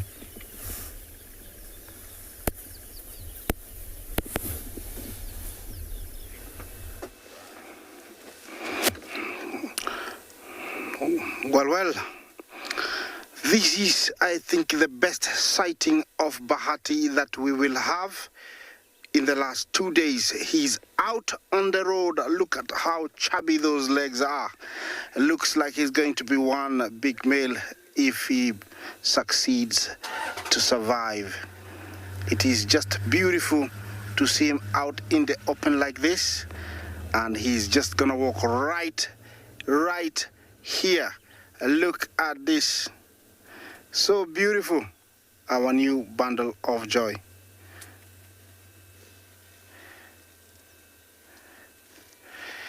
And there we go. It's unfortunate he's shot. And now I have to, change position so that we can see him walking down the road. It's unfortunate. That was very short. But there's nothing to do.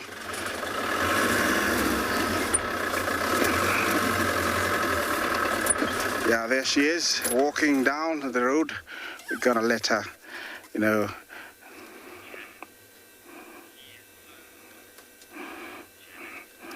Janet Jumbo. Yeah, he is adorable. He is adorable.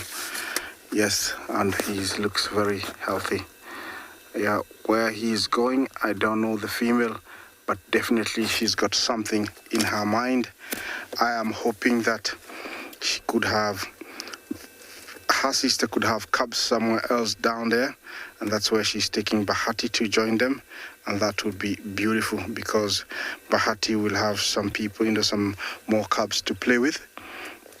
At the moment, he's the only one, and I'm hoping, he's gonna have a brother or a sister to play with. Yes, I'm gonna keep following them, keep bringing those questions, comments are really welcome. Yeah.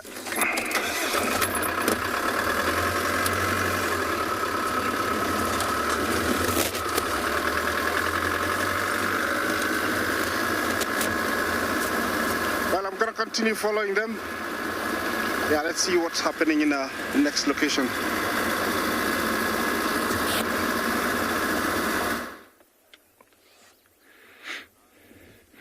Welcome back to Tswalu Kalahari. Guys, we have lost the Cape Fox that we had earlier on. It went down the barrow, the wind just picked up. But we have found something else. And just to give a bit of a disclaimer to sensitive viewers, the following is a little bit graphical as it contains a carcass. It is a giraffe carcass that we found. It looks like something happened to it probably, I would say, last night. It's still very, very fresh. Nothing really has actually started feeding on it. By the looks of things and just examining around, I would say natural causes. Doesn't look like it was taken down by anything. So it would be a point of interest to see how Mother Nature progresses with a carcass like this. I mean, you're looking at almost about a ton of meat or of a carcass that's standing here. So we're going to give it a bit of time. I mean, as we approached, we could see there were jackals in the distance, so they might be interested in the smell and picking up on what had happened. And also being very close to a watering hole like this, it is meant to be found sooner or later. So let's just stand by one and see how everything unfolds.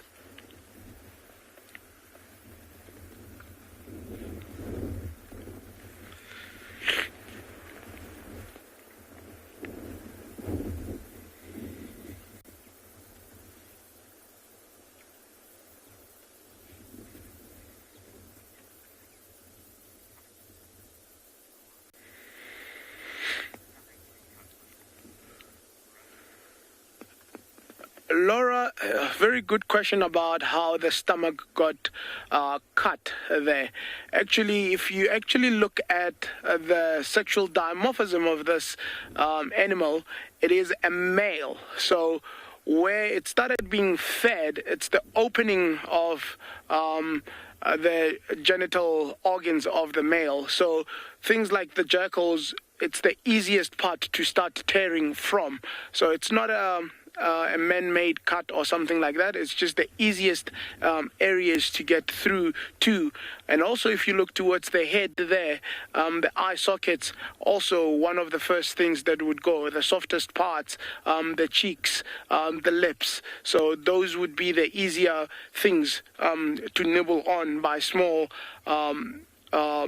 predators that can't really rip the thick skin open. So until there's bigger predators coming through here that can actually rip the skin open, then you would get a more open carcass. Things like your hyenas coming through and so on, they would be able to rip the skin. I mean, you're looking at a very thick skin, almost about 2-3 centimeters in thickness. So it needs a big canine and Canadian molars to actually almost kind of snare and scissor through the skin there. And that's why you're seeing that opening there. And also, if you look at the carcass itself, the stomach lining itself hasn't been open, so it will kind of raise with the heat of the day. So it's still bloating up, maybe to the point where that opening there, it's where it's going to probably pop. So that's what you are seeing there.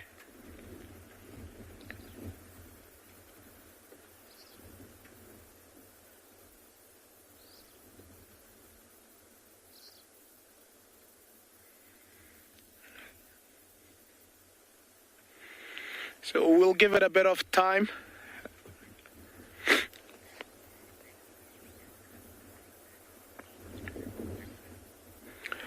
A little vixen. It could be an incident between two males. Yes, that is very.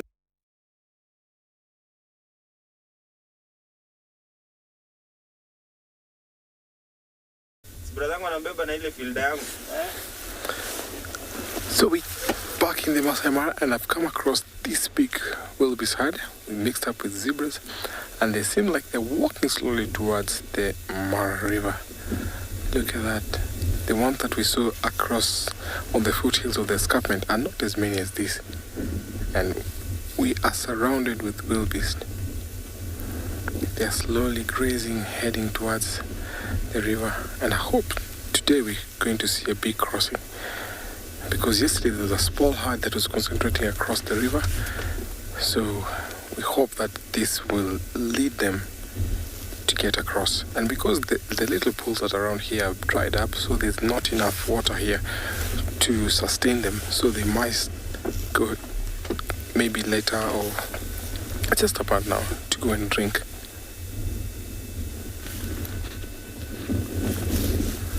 Like I told you earlier,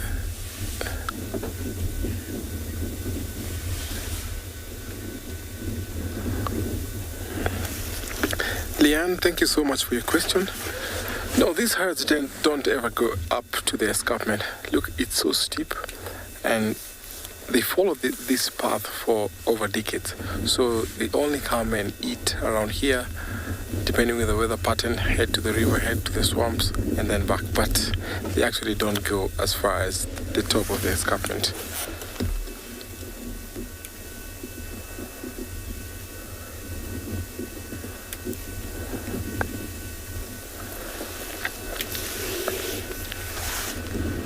So these are selective feeders, and when they eat, when they're moving, they get a browsing line where the grass is too tall, they get that advantage, and then the zebras who follow them get to eat the medium grass. But now, because they've been present here for a little while, so the grass levels have been low, but the advantage they have right now is that after the rains, the fresh shoots that sprout from on the ground, they get an advantage of that. This grass is so rich in protein and also phosphorus. That is why they keep on moving around and around. And the reason why they're also here is because they come to feed and to breed as well. With a big number of wildebeest, an area can be flattened within 2 days.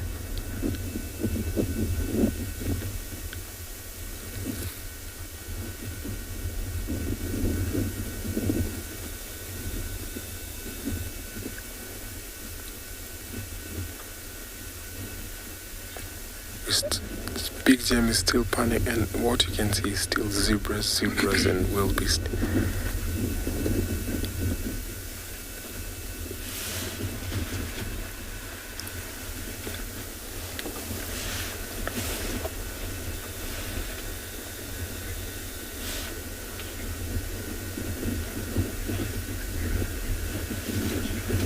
Not sure. Thank you so much for your question. Do lions hunt around here? Yes, they do. We're actually bordering two territories. We are on the Uwino and the Ngala Pride. So the day before yesterday, we had a lion by the name of Kipogoyo who was courting 3 lionesses, but those 3 lionesses were not happy with him. Yes, lions hunt with this area. We've seen lions stalking around this area. So they definitely hunt around this area.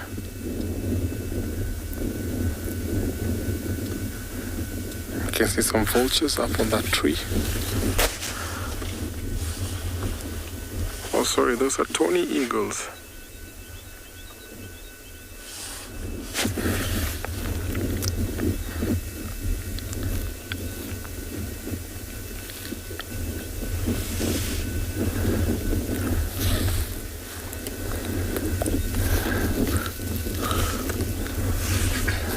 Although they are moving slowly, it's because there's lots of grass here.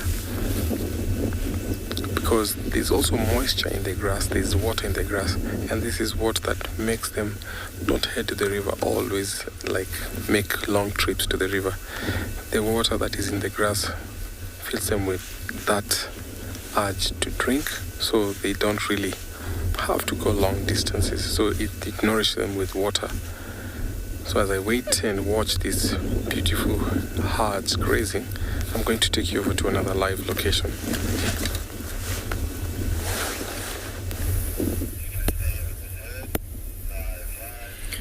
So it seems that most of the Birmingham Pride now have settled down as well. I mean, I don't think this is the end of their movements this morning, particularly because a few members have continued down the rest of the road there. There's 2 of the younger ones as well lying. I don't know if you can see, there's another one lying very camouflaged in the grass on the left-hand side. And that other male, he's still hanging quite a distance back. I wonder if he's just trying to keep his distance. His brother, the Ross male, has got that big wound on his face, and he is the bigger, slightly more dominant one. So if he's wanting to hang around the pride and he doesn't want his brother anywhere near, the brother's going to hang back. And if he doesn't, it's going to cause a fight. And if a fight happens between these brothers, it can get quite aggressive and quite messy. And in that case, if they do have a fight and one gets an injury, it'll be to the detriment of the two of them. And they'll only have one capable male lion defending this territory, and that'll leave an open gap for other males to come through. And that'll jeopardize these cubs as well. So they know that very well. They're going to try and avoid a conflict at all costs. And they've been walking for quite some time this morning, so it looks like they might just be catching their breath. The young male here that we've just zoomed in on, you can see his little mohawk at the back starting to develop.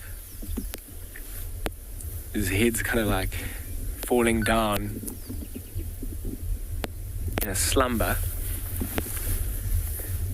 Lying right on the road, can often be a little bit more comfy in the sandiness. You can kind of roll around. Might even be a little bit warmer on the road there, and no moisture or water on the road. In the grass here, particularly because we haven't seen much of the sun yet this morning, the lions don't love getting too wet, so they'll try and avoid walking or lying down in the long grass as much as they can. That moisture will get into their fur and into their whiskers, and if they can avoid it, they will. Look how this one's crossed its legs and using its arm as almost like a pillow to rest, closing his eyes rather. I wonder if this isn't the one that we saw with that limp this morning. It seemed like quite a bad limp, and I think he was with the pride yesterday. He didn't have that limp yesterday, so I wonder what happened. Maybe this reunion of the two Ross males coming and joining up with the rest of the pride, maybe there was a small impala carcass that there was a little bit of a scuffle around, that he got a little bit of a smack to the back leg. It didn't look too bad, particularly if it's just from last night. I'm sure in the next couple of days or weeks' time, he'll be up and about, moving quite freely again. As I said, lions always blow my mind as to how they can recover from injuries.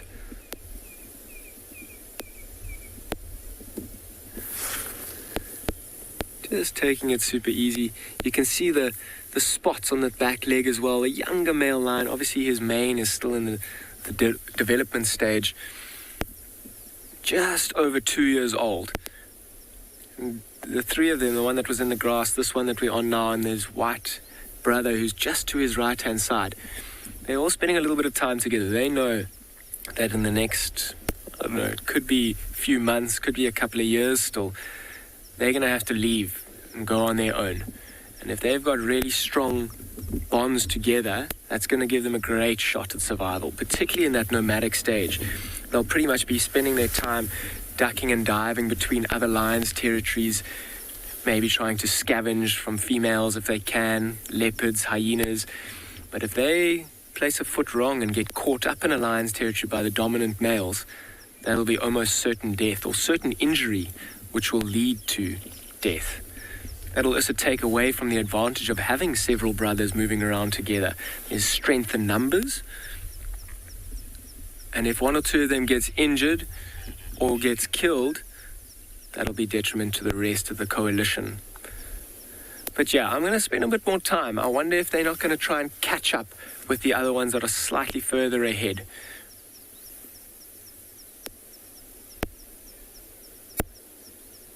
You got me now, right? Beautiful. Beautiful. From lions to an Ngala in the antelope. Looking at the male Ngala, could be some female around him. But it's so beautiful that he's down, he's just lying down chewing cud, where the rest of the other females now feeding. So let's see what the difference between a female and a male. Females kind of a yellow with very much visible stripe, kind of. And then with the males, about the same, but only the difference is that he's very dark in color, but also with a horn, this very sharpening horn. So male carry horn for our own defense from danger, and then of course if there's a chance they can fight it off. I've seen full-grown Ngala trying to defend himself against 13 dogs, and it was actually a very nice thing to watch it happen. But dogs eventually ran off, so other females, she's just going to walk past that male. So beautiful antelope, and you all find them in that drainage line system, riverines, because then they kind of like mixed feeder. They take grass most, but they browse. And then for them to do that, they're able to survive in that kind of thicket.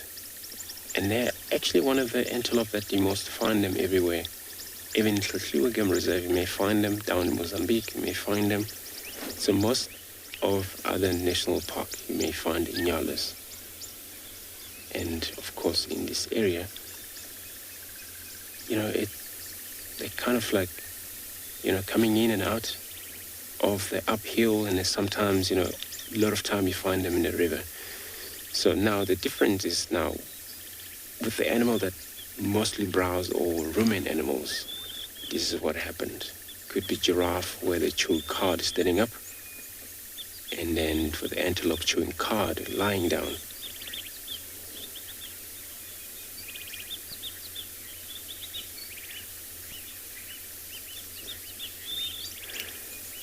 Crater fruit, you're right. I agree with you. They are elegant animals. They're so cute as well. And then one of the things for sure, they work as a team here. So also they're not territorial. So male come and go, especially since they separate from this group. There's a chance to come back in. But we're looking at this specific young male. It's still a young male, not 100% fully grown. He's there, but I don't think he's dominant in this area, in this group. So they not territorial. You do find males group up together, and of course there's always dominant male there, control them, same as a kudu. But for them to chew cud, it's actually very important. Like, this is one of the animals that cannot continuously eating all day long.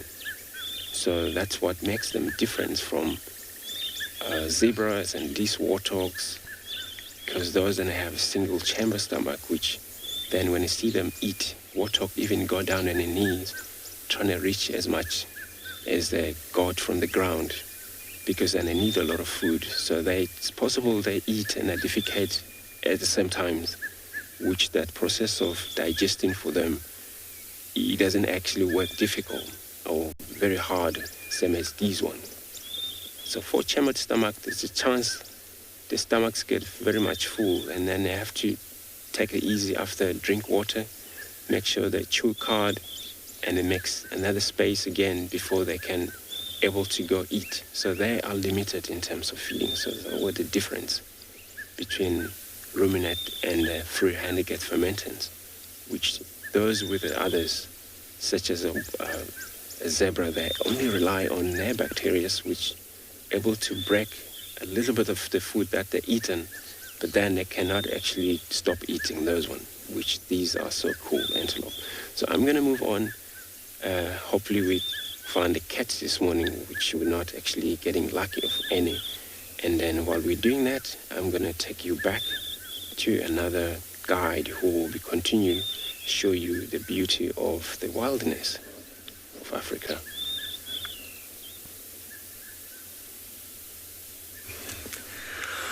Welcome back to andBeyond Pinda Private Game Reserve, and look what we have found. A pride of lions. How amazing is this? I'm so excited. Gerrit and I have been driving around the grassy plains of the south of Pinda for almost 3 days looking for these lions, and here they are, lying on the hillside, overlooking the expanse of the rolling grassy hills below. And I say hillside, but it's actually the side of a small mountain, and they have an exceptional view over the plains, and I think they've come here on purpose to be able to sort of scan across the distance and see if they can find anything to eat, any potential prey items. But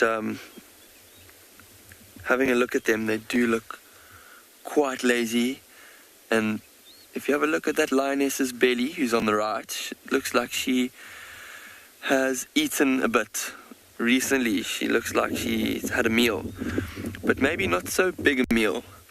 Maybe something small, maybe a small zebra or a small wildebeest calf. So I think, although they look full, they could probably eat again. And what's almost more exciting than finding these lions is finding this male lion, the dominant male of the south, or one of them. He is in a coalition with his brother, who's not here at the moment, but we haven't seen him for weeks on Pinda, and he's popped up here with this pride of lions. So exciting.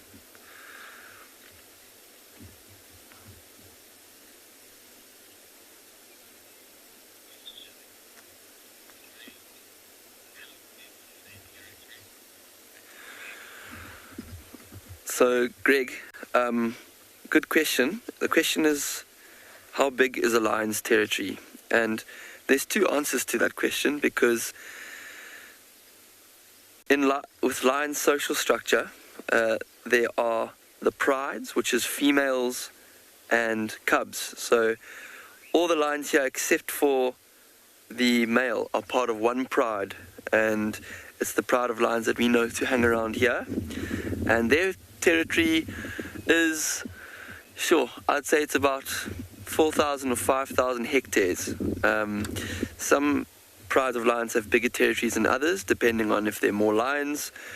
If there are more lions in the pride, and some prides can be up to 20 strong in some areas, then they obviously need to eat more, and they're also more powerful and stronger, more dominant, so they're able to fight off other prides and compete with them more successfully, so they can hold larger territories. But in some areas where the food is plentiful and prides of lions aren't so big, this pride is about, I think, 8 or 9. They don't need to live in such a huge space. They can survive and be quite content in a smaller territory like 4,000 or 5,000 hectares like these lions have, and survive quite well on the abundance of prey that is here. But then this male lion doesn't hang around with the pride all of the time. He's not part of this pride in the way that all the others are members, but he holds a territory even bigger than the territory of the pride. In fact, his territory encompasses 2 or 3 different prides, so his territory is way bigger than a pride's, and he shares his time between this pride and another pride which is closer to the northern part of Pinda, and he also spends a lot of time patrolling the borders of his territory and not spending any time with the prides at all.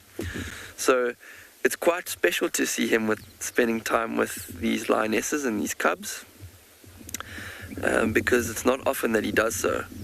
And maybe there's a reason that he's here. He might have smelt that one of the lionesses in this pride is ready to mate. She's gone into estrus, and now he's hanging around this pride to wait for his chance to mate with her.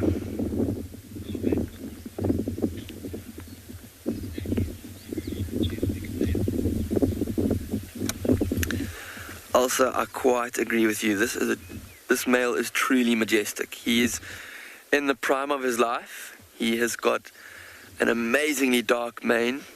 It's a full mane. It's got a bit of orange in the front, and look at his hindquarters, look at his shoulders, like very well muscled. He's got a beautiful skin with very few potch marks, very few scratches or scrapes.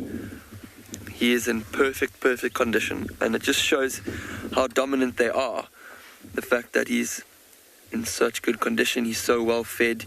He doesn't look like he's been in many scraps with other males, because he's with his brother are very powerful and dominant in this area. Nobody wants to mess with them. So we're going to stay with these lions, and hopefully we'll get to see some more and talk some more about them when you come back to us next. But we're going to send you off to another location for now and see what they found you over there.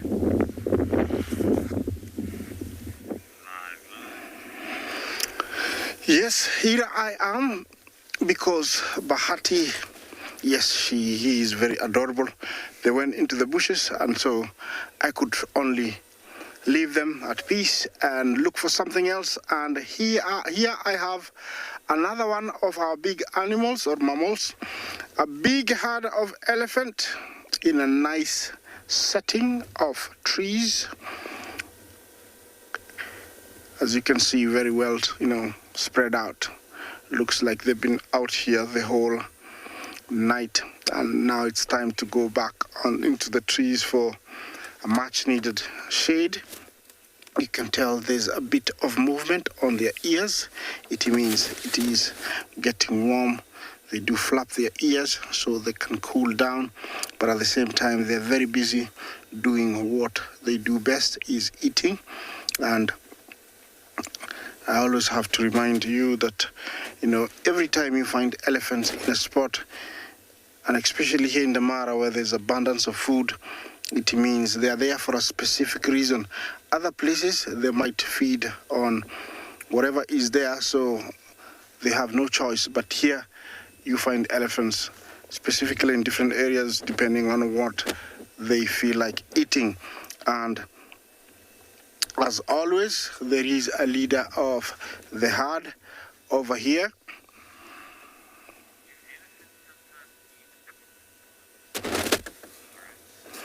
Warren, do elephants sometimes eat poisonous plants? Amazingly, there is very few poisonous plants here. Very few. One of them is Euphorbia candelabra.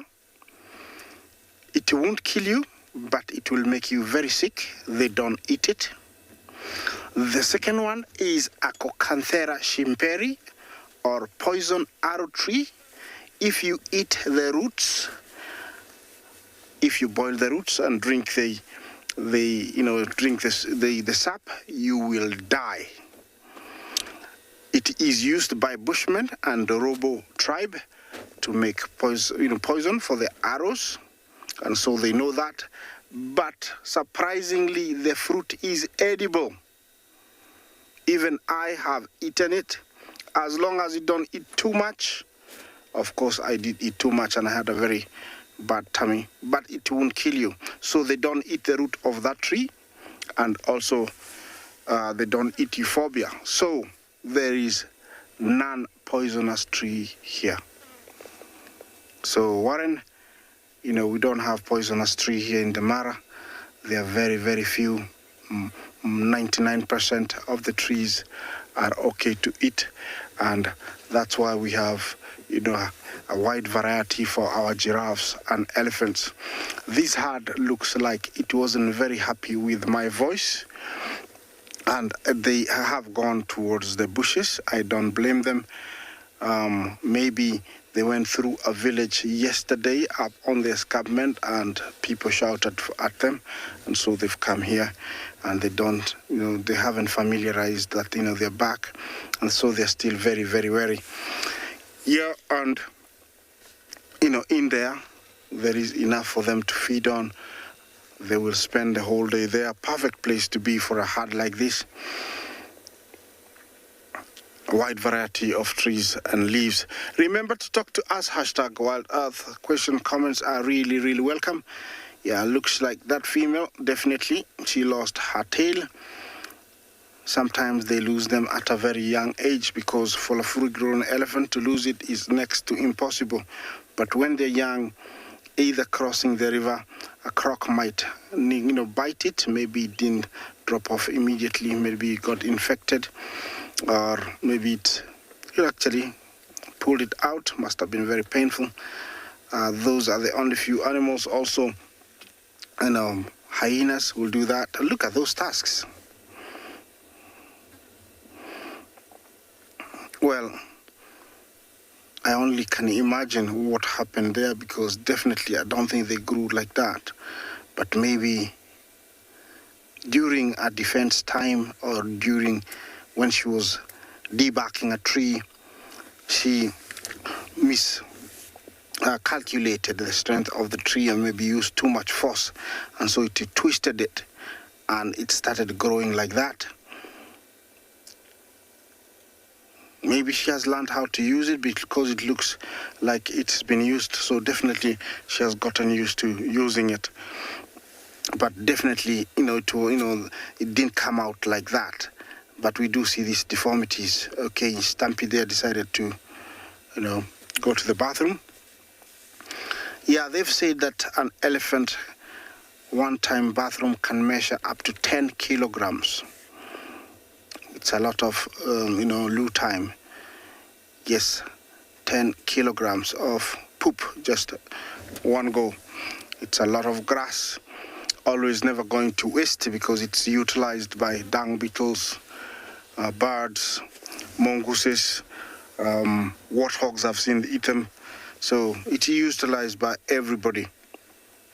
Talking about an elephant skin, you see how wrinkly it is. It is about 2.5, 3 centimeters thick. And elephants are generally gray in color, but they differ according to where you come across them. They could look darker, like black, or very brown, or very sandy, like in Etosha Game Reserve in Namibia, because of the soils that they apply onto their body. They have no hairs apart from behind the ears a little bit. That's the only place, and the tail, the eyebrows, and a few just on the lower lip. There's a few hairs. So they apply lots of mud onto their skin that acts like sunblock. Helps them, maintain, the loss of water, so they don't sweat very much.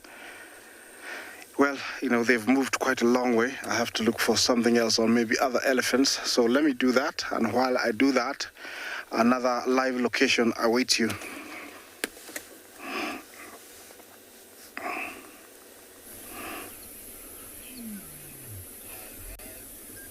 Welcome back. So I'm going to keep quiet for a moment.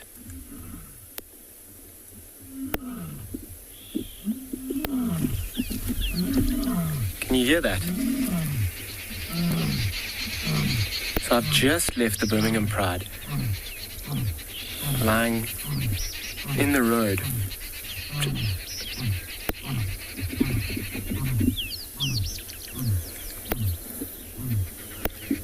So I've just left the Birmingham Pride lying in the road, only a couple of 100 meters away. And did you hear that roar? That's got the attention of these two little cubs. I came back to the area where we left this mother and her two cubs yesterday, and they're in exactly the same position. And as I suspected, that Birmingham Pride is heading straight back towards here. It'll be fascinating to see the response, what mom does here. You can see the excitement of the little cubs.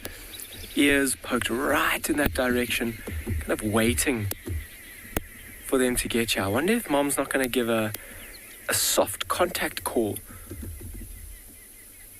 to try and tell them exactly where she is to join up. Big yawn by the young lioness. It's amazing how that roar got their attention. Very interesting to see what mom's going to do. If she's going to try and let them come straight towards her, or if she's very happy with them to kind of just bypass. They're super close, only a couple of 100 meters away, and it only takes them another couple of minutes to get you if they are still moving. When I left them, they were lying flat in the road. With that roar, though, I wonder if they haven't gotten up. Mom is also now up. She was fast asleep when we got here. Her ears are facing that direction, just looking. Wonder if we're not going to see them come through the bushes on our left-hand side, straight towards here. It'll be a fantastic reunion to watch. I really hope we get to see it. I mean, generally by this time in the morning, these lions would be fast asleep, particularly at this time of the year. It's normally very hot. But today, the Birmingham Pride has been moving around all morning. And I remember last night I got a question about how long do lions sleep for. If you read in books, they'll tell you that at this time of day, they're normally already fast asleep. But this morning has proved just how unpredictable this kind of industry is and this area. African bush can bring all sorts of surprises, and whatever you read can be turned around very quickly, as this morning has just proved. And two little cubs, I wonder if they're excited to see everybody else. They look like they've gone straight back to sleep. Ears are always listening though, in case something comes walking through the bushes, or if another roar comes. I'm surprised. If Mom really wanted to take them straight back towards the Pride, she could have got up by now and walked right towards them. She knows just how far they are from that call. She'll be able to judge the distance from the sound.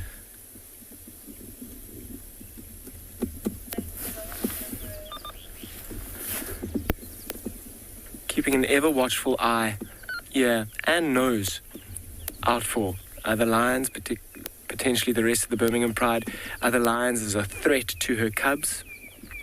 Prey as well. Isn't she beautiful? Very proud mom. Watching and listening.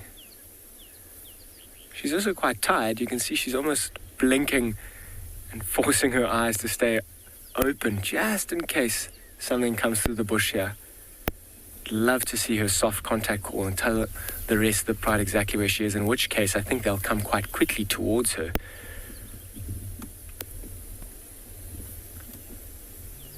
There we go again. Listen.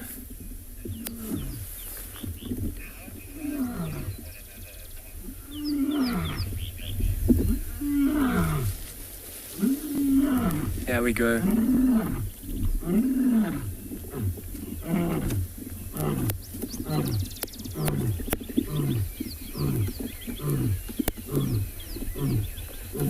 Mr. EW, I'll get to your question shortly. Even from my ears, it sounds like those lions are moving. See how she's got up and now looking in that direction?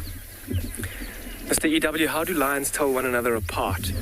The smell of lions, particularly like we saw this morning, they were urinating and scent marking. That will be a way to tell. By call as well. That call that we just heard, this lioness will be able to tell you, she'll be able to know exactly who it is and if it's safe or not. And judging by her reaction to that, she's got up, she's facing right in that direction. She's having a good look around, excuse me, making sure that there isn't anything dangerous in the path here. I'm going to spend a moment here, see if she continues in that direction, in which case I'll go back towards the Pride, because it does seem like they are moving, and so is she. Let's see if the cubs get up and follow. I'm sure they will. Are you going to lie down again? Almost like she's trying to hide away.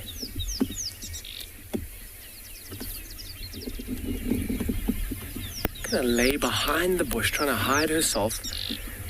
Cubs haven't really responded too much. They'll take their cues from Mom. If Mom gets up and moves around, they will follow. So judging by that and the roar, it sounds like that roar is getting closer and closer. I might, going flat, straight back down, spend the next few moments here seeing what they do. And if they continue to show signs that they're going to continue sleeping here, I might go back towards the Birmingham Pride. They're only a couple of 100 meters behind us, and from that roar, they sound like they're walking down the road again. That call sounded like it was from one of the males. Maybe this female doesn't know that the rest of the pride is with him unless one of the lionesses calls as well. That's why I was interested to see if she was going to soft contact call, trying to get a hold of her sister or her mother even. I think judging by this behavior, I'm going to quickly go back towards the road and see if we can't find the rest of the Birmingham pride. If we're very lucky, they might still be moving.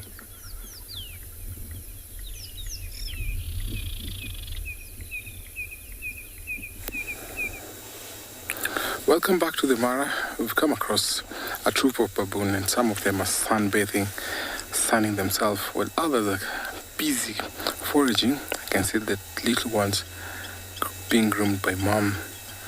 And you can see some of them are actually doing the allo grooming, which is a very good behavior, which enhances the bond between these troops of baboons. Now this is always determined sometimes with how the environment is, because in times when there's very good foraging places, we find a big troop of baboons. Sometimes they can go up to 50 or even above. So in a time like this, you'll see them foraging, walking to the swamps, and they go all the way up to the savanna or the dry grassland areas. It's reckoned that they can do about 25 kilometers round trip and then come back to their roost trees in the evening. But because they have big home ranges, sometimes they have to come back early to their trooping or roosting area because of predators. But now they're being guarded over by the big alpha males who will sit sentinel watching over us. The rest of the troop feeds. Once in a while, you'll see baboons taking carrion, or sometimes they can eat flesh. I've seen big alpha baboons going after Thompson gazelle and impala young ones. As they forage, they will lift rocks and pick spiders, lizards, even scorpions. Megan, they are fun to watch, especially when the little ones are playing and jumping up around. And look at that. Yeah, it's fun to watch the baboons.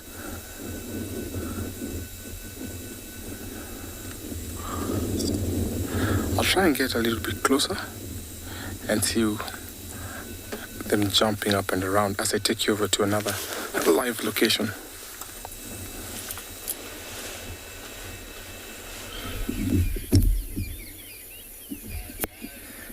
Okay, so we did a little bit of reversing. We found one of the Ross males roaring and roaring.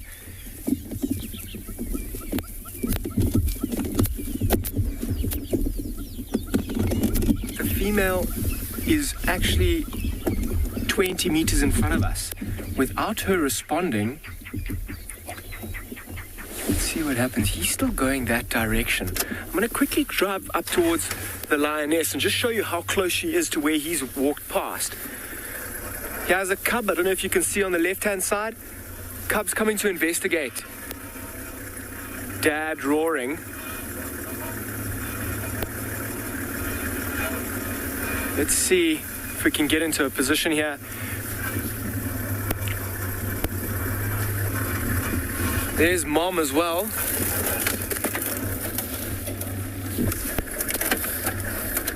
She's watching that male. Almost as if she's glad he's walked past.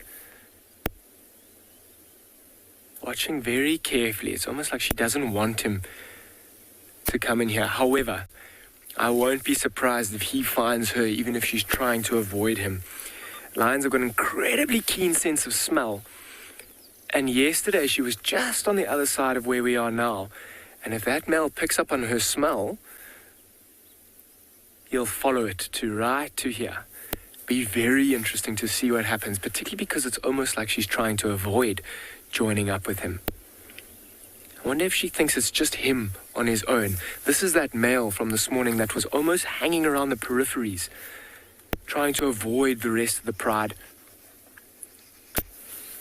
You see the cubs not too interested or worried, but the female is watching and listening very, very carefully.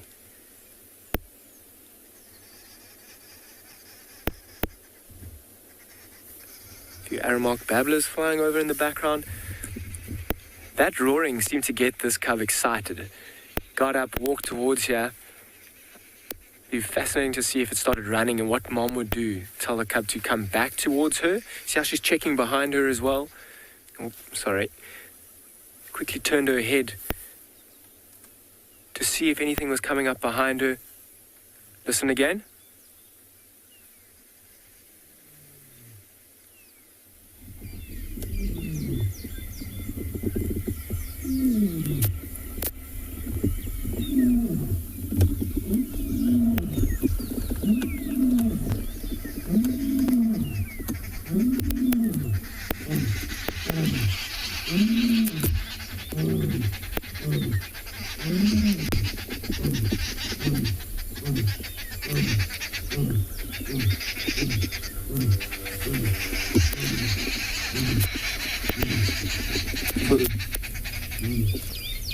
For those of you who have ever heard a lion roaring close and right next to you, will know the power and the strength that goes into it. That lion is maybe another 50 or 60 meters away, and you can still feel the vibrations in the vehicle over here. It kind of like goes through the ground.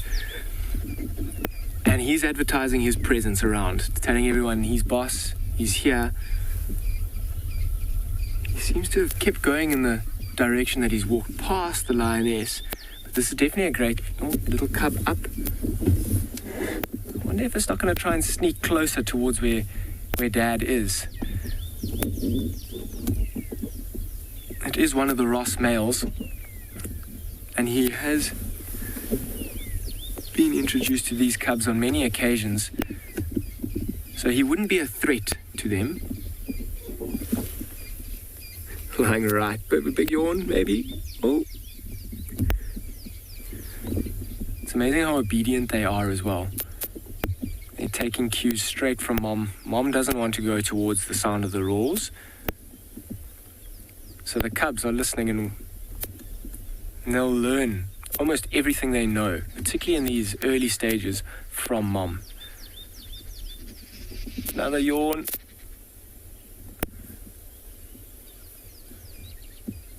Be very interesting to see if that male continues.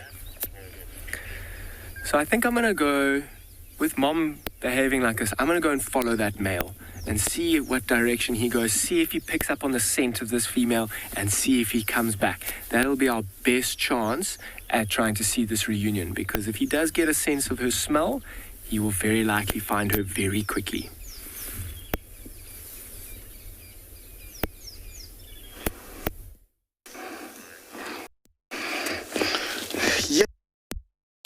I'm in little woodland.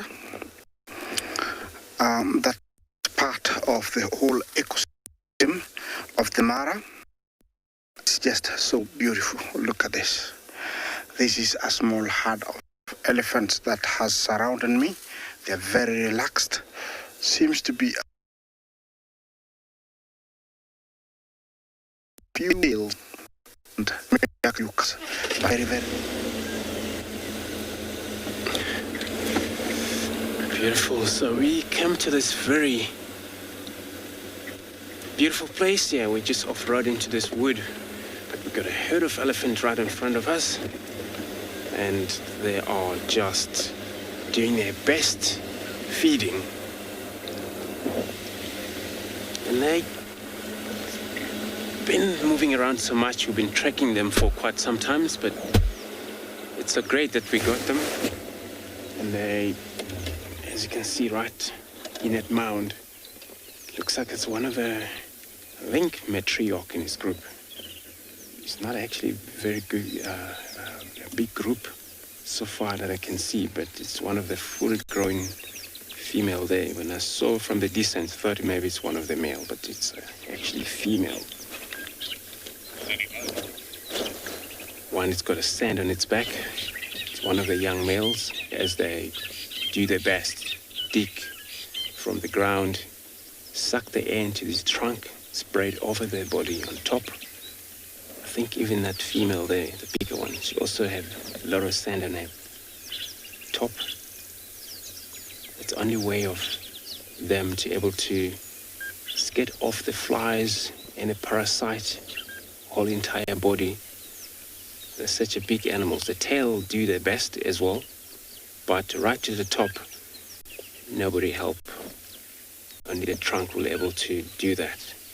But when it's only dry sand, or they arrive into very water hole, able to suck mud through their trunk and then spray off top of their body.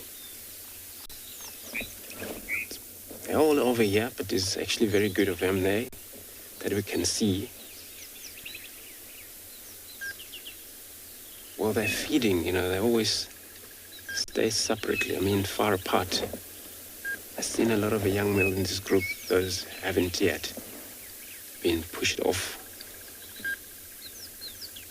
And when it comes in a time where these young ones will have to move off this group, and that will be in about around 12 to about maybe 14 years.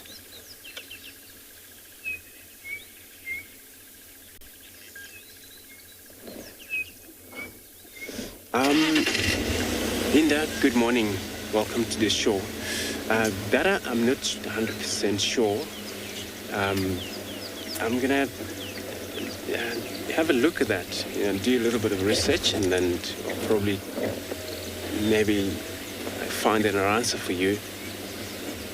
But I'm not very much 100% sure about that.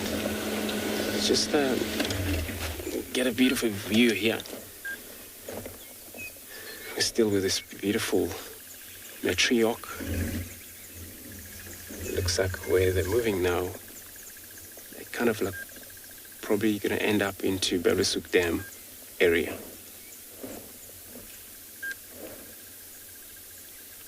Look through this young one.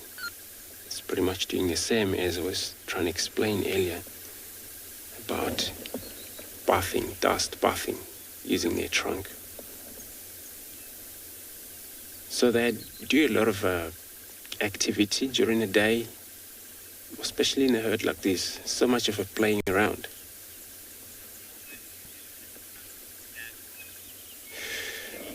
A rainy morning to a beautiful shore. You want to know how often do the elephant do a sun bath.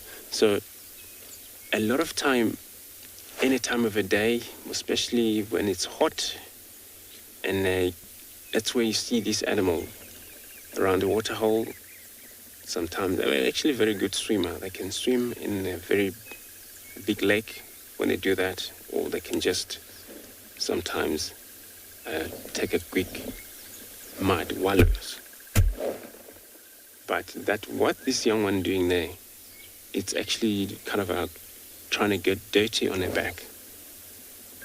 And there's still a thick layer of a skin, but then any bite take places, they still feel that. But for them to be able to do that, it's one of the way that they get rid of the parasites, such as a fly around them, irritating them. But, of course, during the day, they are more likely to be found near a water hole, or sometimes, they find under a big tree. Sometimes they take it easy, just relax. But always the matriarch, she's the one that take control of this whole group here. She knew where to go. Sometimes it's a lot of elephants around where you find everywhere. Sometimes she knew there's a grazing land for them. As they arrive, somebody has been there. And then that she has to lead them to somewhere else to be able to find another feeding area again. So I'm going to wait around here with this elephant, see what they're doing, while we're taking you to another safari live.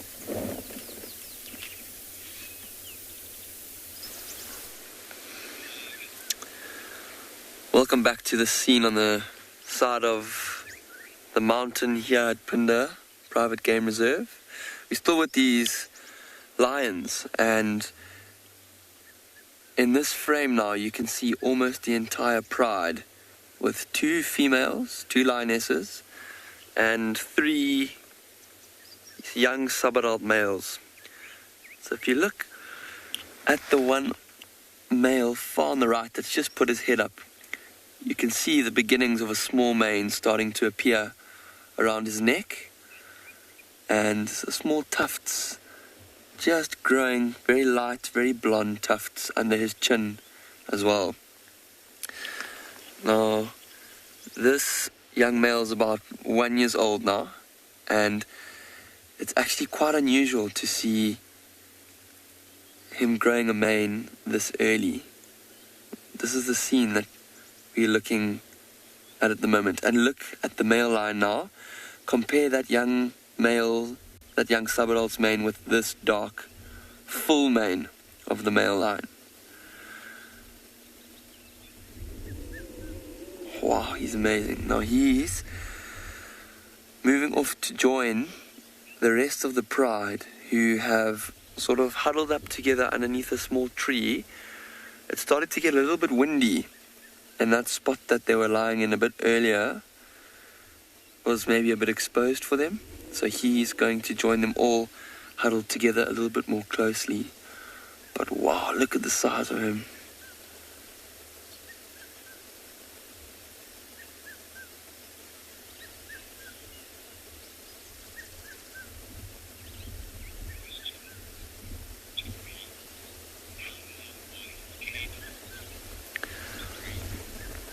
So Tori, you've asked a question about how long his canines are. And Tori, a male lion's canines are exceptionally long. Maybe, if we're very lucky, we'll get a chance to see him yawn some stage.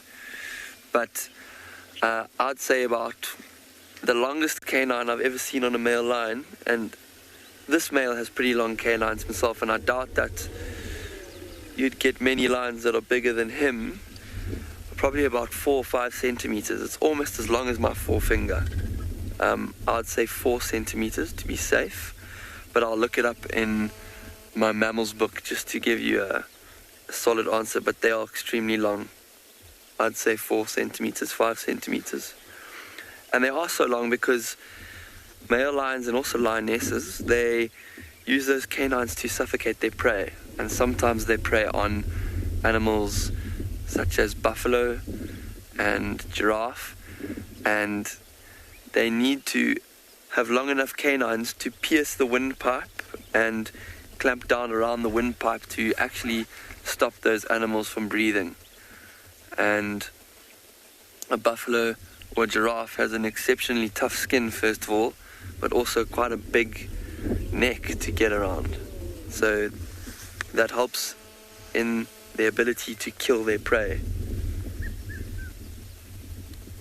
Their canines they don't use their canines to eat. They use a completely separate set of teeth, or different types of teeth, more towards the back of their mouth, to shear off chunks of meat from a carcass. Their canines are used for killing, and also when they are fighting between each other with other male lions. If this male and his brother came across another male lion in their territory, they would fight with him and chase him away. And they would use their claws and those canines that you were talking about to accomplish that task of chasing away an intruder. But for now, he looks like quite at peace. His kingdom is safe. He's not even with his brother.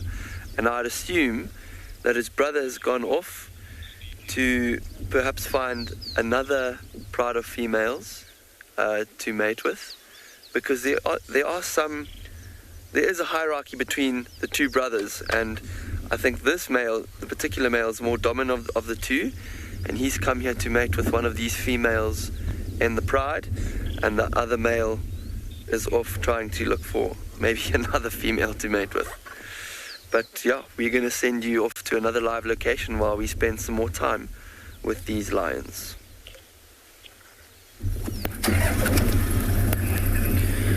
Okay, well, welcome back. We've managed to find that male, and he's calling and calling. I really hope he does it again now. He's walking in the opposite direction of that lioness, and he stops, he smells every now and then. Let's see which way he goes. I think he's going to go that way.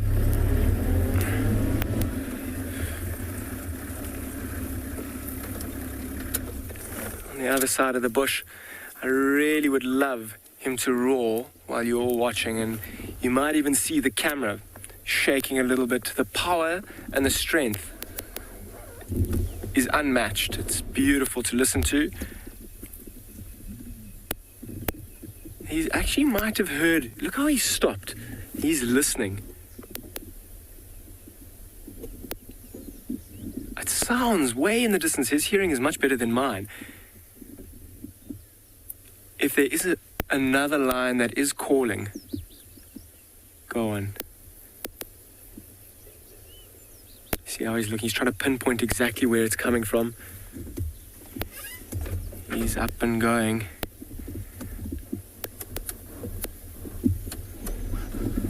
I'm going to stick with him now as well.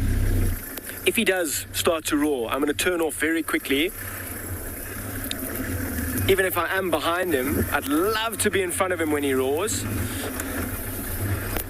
Look at how he's stopped, eh?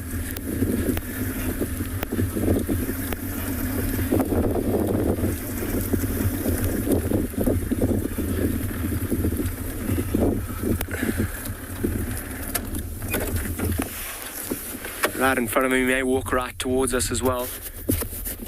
Oh. He's just trying to pinpoint exactly where that sound has come from.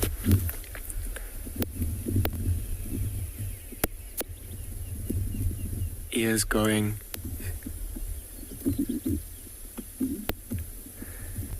He's on a mission.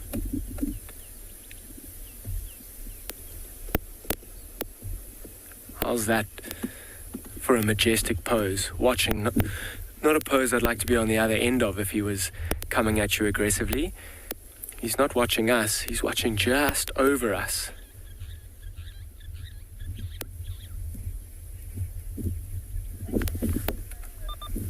I think he's going to roar shortly.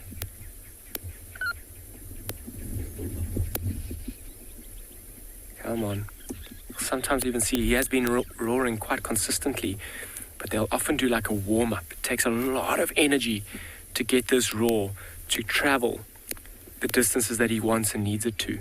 It can travel up between 5 and 7 kilometers away on a still afternoon or morning. Here he comes. Trying to... Maybe something caught his eye.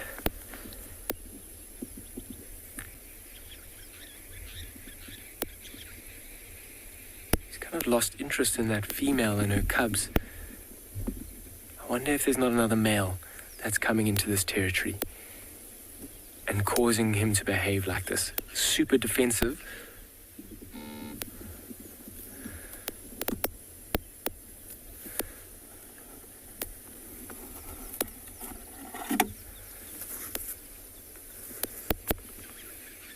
Come on.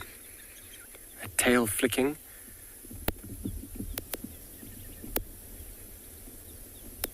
And I know it's not one of the other Ross males that's roaring, because he was left with the pride.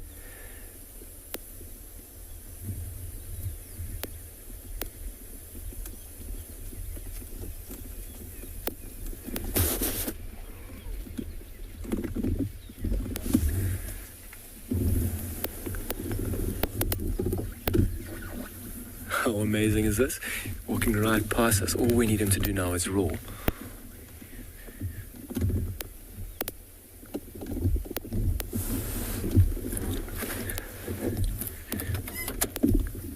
Try and get up ahead of him again.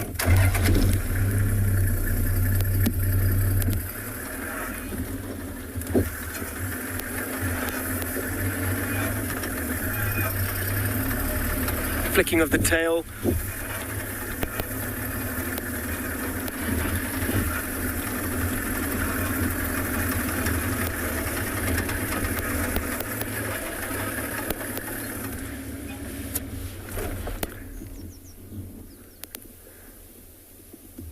Come on, boy. Don't lie down. And when you think things are going to happen, although he can very easily lie down like that and roar, you'll see his whole body go into it. Let me try and get ahead of him again, just to watch his face. So I'm going to try and loop around. I'm going to spend some time, particularly because he's been consistently roaring and telling everyone that he's here. Although he does look like he's resting for now. I'm going to spend a bit of time here. Maybe mom and little cubs are going to come out of the bushes.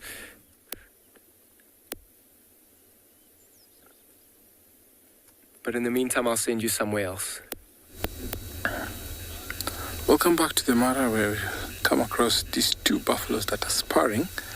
It's not really a severe one because it's just a little bit of pushover. This old bull is watching over them. That's just a test of strength.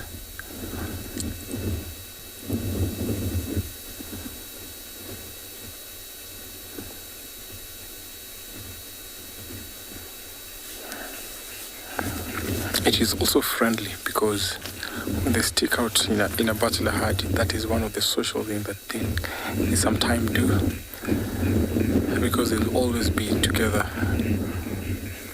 for the longest time. Because when they isolate themselves from the big herds of buffaloes, then they pick a spot where it's favorable for them, where there's plenty of forage, where there's plenty of water. Like here you can see it's a little bit marshy. So just drinking water and then go to this friendly spa.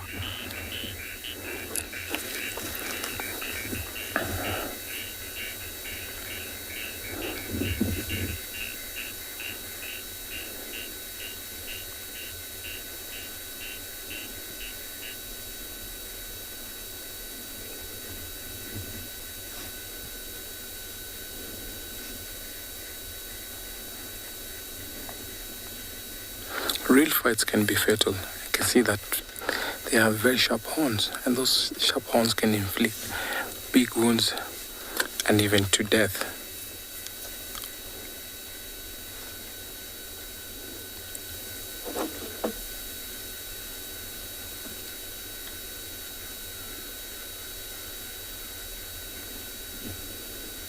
You can see that strong, powerful neck, which also helps them when they are fighting to be able to withstand that blow as they knock each other. The size of the boss also depends and also comes in handy when in times of fighting. So the big bosses with the horns lock are really helpful, especially when these big bulls are fighting, because they're actually heavy, and when the one goes after the other, sometimes they can knock them over, and the victor always demands some respect. And over these bachelor herds that we come across, there's always a dominant one. So sometimes this small friendly spark can also entail when it comes to dominance.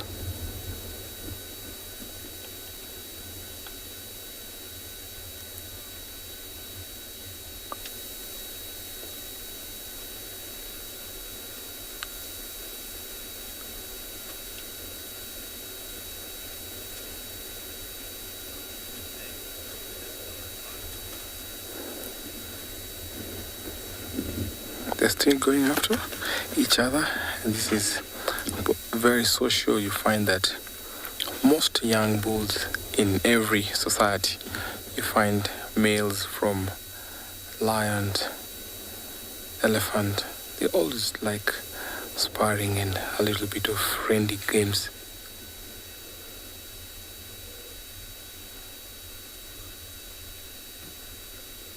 Oh, that is all going to the wrong part. Almost went to the eye.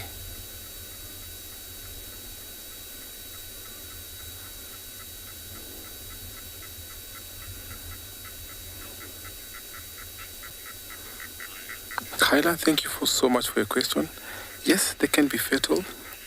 I've seen buffaloes losing horns, and some end up even dying, because I saw one about 2 years ago that was punctured on the heart and it died straight away.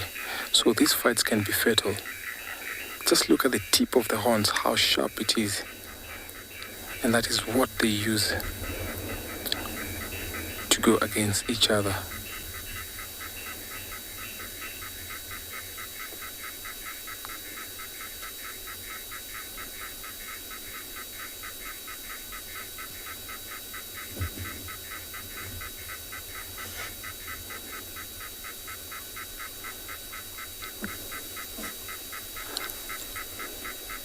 The horns are almost locking.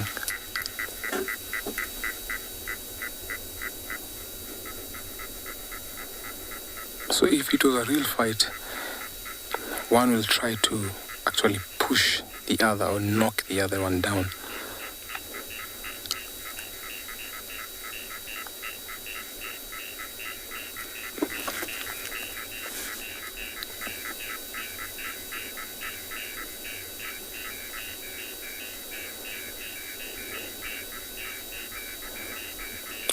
Real fights can go up to an hour, but these sparring games are not cannot go on for long. Sometimes they can be about 20 minutes.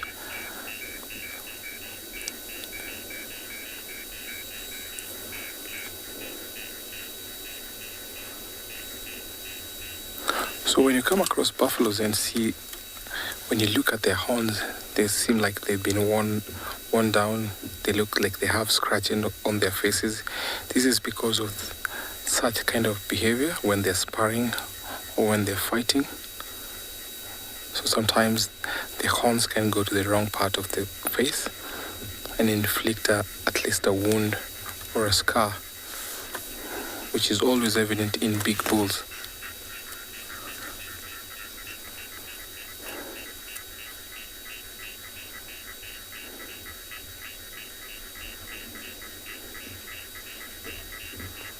So when the big buffalo herds come into these bachelor groups, because the bachelors are old, have experience from fighting other bulls, they always come and conquer and demand that kind of respect when they come into these herds that join them.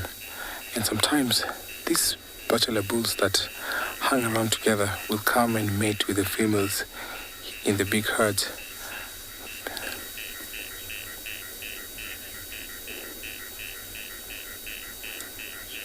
Not sure, yes.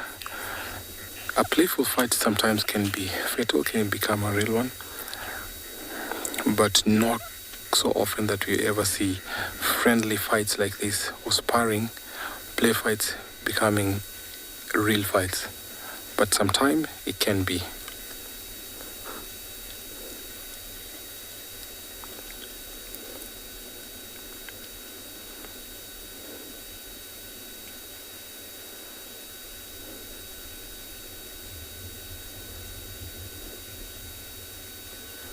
You can actually hear the blow. Oh, that one has locked the horn now. Oh.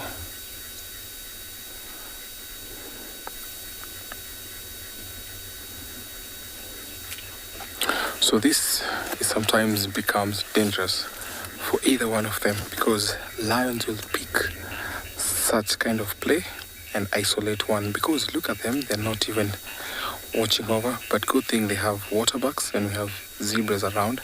But if it was in an isolated place and lions get to hear this, they will definitely pay attention and come here.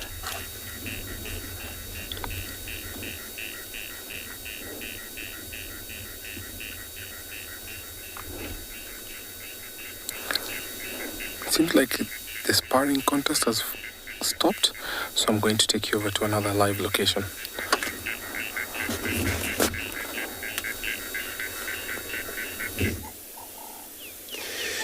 Beautiful. What a nice sighting buffalo. When they always, species, prey species, when they see a danger for a long time close to them, finally they don't really care anymore. Here we still have a herd of elephants. Still same position, haven't done much. Still moving around under this shadow.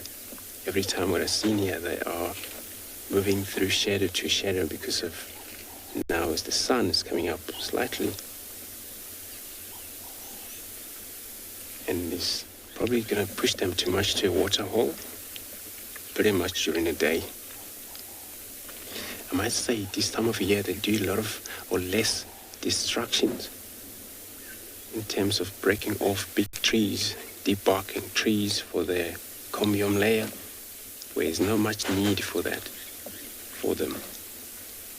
They only do that during the winter for sure because there's not much of a green and they have to feed still. Looking at one of the young male here in this group. Those I haven't yet pushed it off, but it looks like he's going to be having a decent tusk. You already see the length of him, already well developed.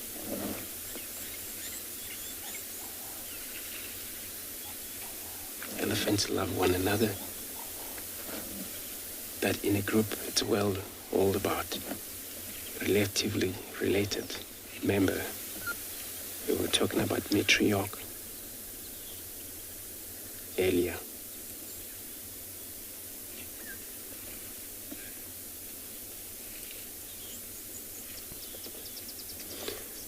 Jacqueline, good morning. Welcome to your show, live show. You want to know if the elephant lost its herd, will able to locate them again? Yes, it will be. So there is a system of communication, and that system, not only communication through its specific group, but could be in response to any different animal around with the same species. But it's so important for that elephant to locate its normal breeding herd, where understanding in this group, if it's only young male that get lost, if it's already over the age, then the parents won't mind too much because then they will be independent in some case quite soon already. But for the female, so important that mustn't lost the group because those one have to remain in the group, breed in this group, and that's how it forms a herd or nestling herd of elephants. And the sound they make, sometimes can travel far enough depending on what kind of sound they make, but they kind of like sometimes very soft frequency communication. This is when they just kind of like trying to reunite when they separate but not far apart. But if that particular elephant get lost somehow badly and finally rumbles so much louder, and that kind of sound sometimes can travel up to kilometers, like 8 kilometers, sometimes 12, depend. That trumpet sound, when it's deadly quiet, especially when it comes to dusk and dawn, when there's no lot of sound of other animals make. That sound can actually be heard so far away from one another.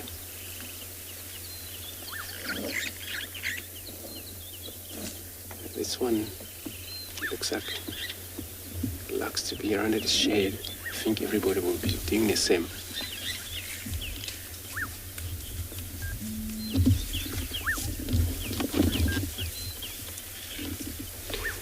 Not sure.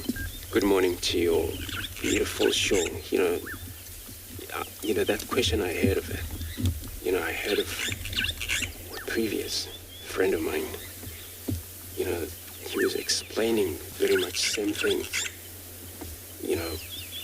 That was a herd of elephants that they were all grouped around and feeding. All of a sudden was just a noise that didn't actually, we're not quite sure what was it. And that makes all of herd ran faster enough. Luckily enough, that guy actually knew or saw that kind of movement, what it was. So that it was just a small lizard. And that could be the same thing. That could happen when there's a mice or anything that makes sudden movement in a thicket that they're not actually able to get to see what it was. And that would make everybody to run faster. It's such a big animal, we understand, but safety, it counts, and they respond to safety when it necessary. So yeah, I heard of that, so it could have happened, for sure. Beautiful trees, greenery around here. So their environment right now, it's sustainable. Grasses, herbs, trees already produce a lot of leaves for them to be able to support their life. So looks like they're going to move away from us. I'm going to try to keep up with them. If they go into the dense area, then we're going to leave them, search for something else. While we're doing this, let me take you to another guide who will be continually show you a wild of African animal.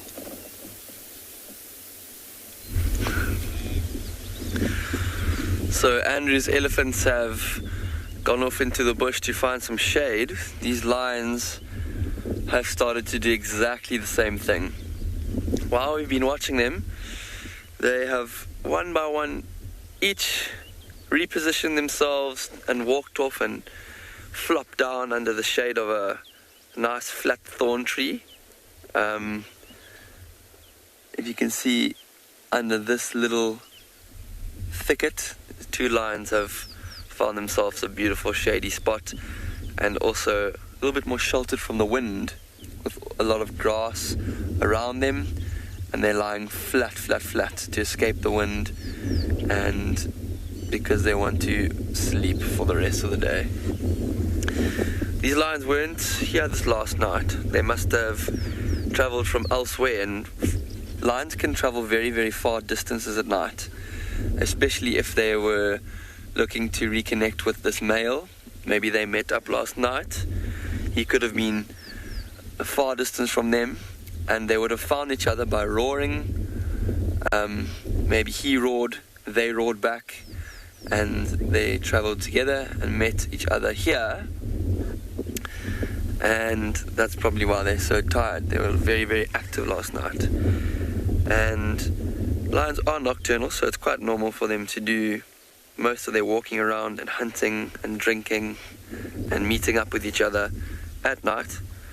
But during the day, what lions do for most of the day is exactly this. I don't expect to see them getting up until at least late this afternoon, I think, with the sun, and then they might think about starting to get going again.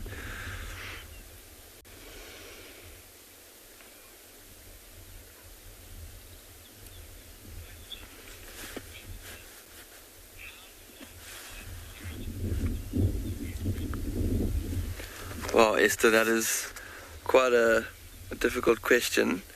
And Esther's asked, how far can lions hear each other? So lions can hear each other from, I'd say, about 8 or 9 kilometers away. They roar to each other. Males roar much deeper than females, so they usually can be heard from further afield. But females also have a very deep roar, and I can't really tell the difference, but the scientists say that the male lion's roar carries further, up to 8 kilometers, and a female up to 7 kilometers or 6 kilometers. So yeah, they can range far into another lion's territory, and that lion will hear them roaring from far away. And if, for example, if another male comes into this lion's territory and roars, wherever this male lion is, he will hear that lion roaring, and he'll make his way there immediately to confront the newcomer. So it's a very important means of communication for lions. And the other sort of way that they communicate across distance is by scent marking. So they'll leave their urine and they'll spray scent onto bushes and trees and prominent places in their territory and communicate with each other like that. But I don't think these lions will be doing any scent marking or roaring for the rest of the day. I think they're going to spend the rest of the day here, maybe find some more shade, and yeah, we're going to stick with them until the end of the show in case they do anything. But for now, we're going to send you off to another location to see what they have found for you there.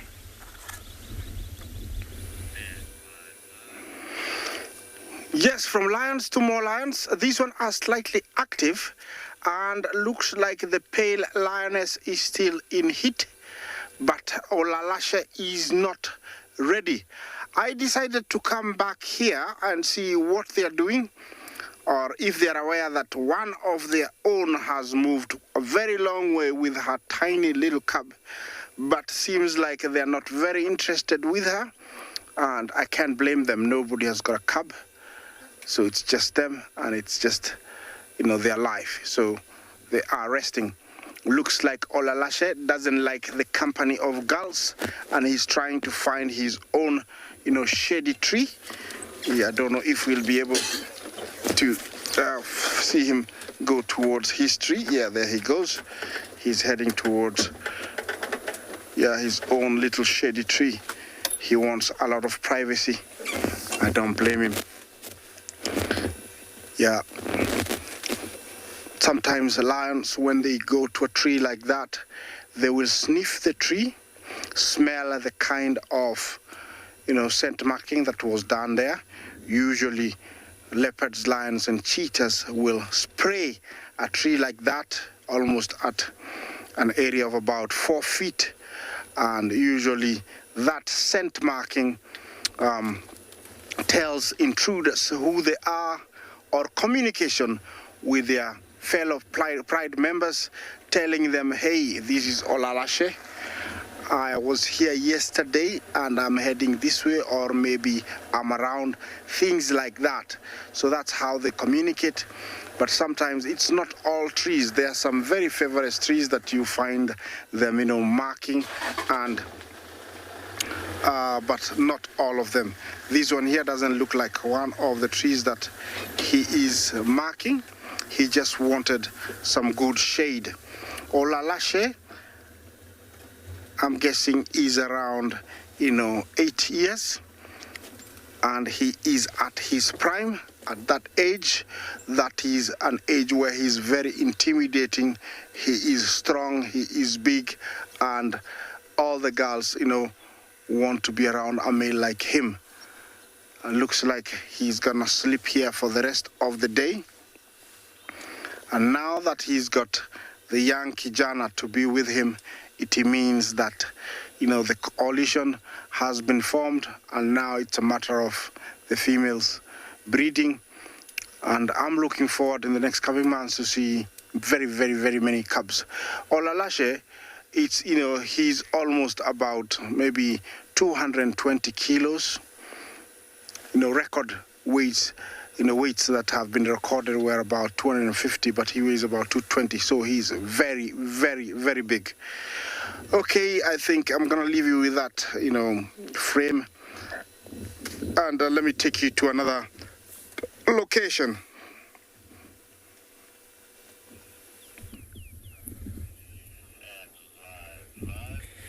And here we have one male ostrich. There is a second one. He's just gone behind the bush. But more interestingly and more important is that these ostriches have in fact got the attention of the rest of the Birmingham Pride. Now, as Odie moves over to our left-hand side over here, we can see the other Ross male. He's currently sitting underneath the shade of the bush there. And can you see that scar? Now, this has got me thinking. This scar is a recent one in my books. I wonder if he hasn't already had an altercation with those lions that we've just heard roaring in the distance. A battle wound like that will be a sign of somebody coming in and he, in fact, chasing it away. It's really good news for this Birmingham Pride, though, that he is here and his brother is super close and the entire Pride is all together. It's also a really good thing. I mean, we didn't understand it quite this morning, but the puzzle pieces are starting to join. That the female with the 2 young cubs is in fact keeping them away.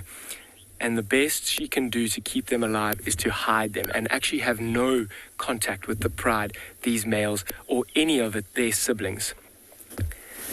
So I think for today, I think he's probably going to take it easy in the shade there. His brother's a couple of 100 meters away from here, just keeping a really good ear out for those intruders.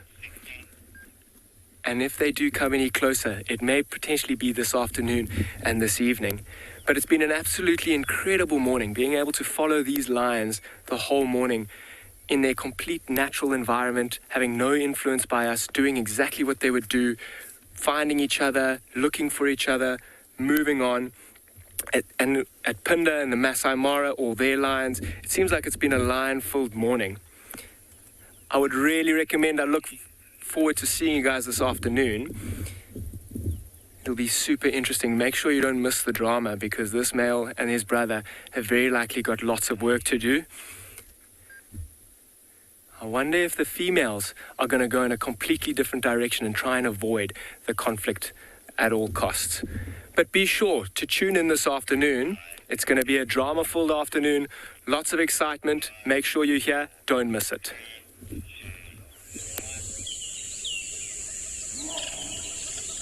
Africa is very special, and when you come down here, even when you're watching through our camera, the landscapes change from desert to bushveld to up in the Masai Mara where there's grassland. That means that the biodiversity changes as we move along Africa. And what I love most about connecting with you guys is the fact that I get to share these wonderful experiences with thousands of people. It's happening right now, live. Catch me in the wild on channel 183 on DSTV.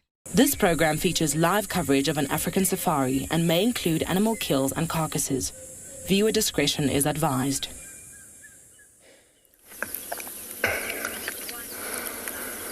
Good afternoon, everybody. Welcome to Djuma Private Game Reserve, where we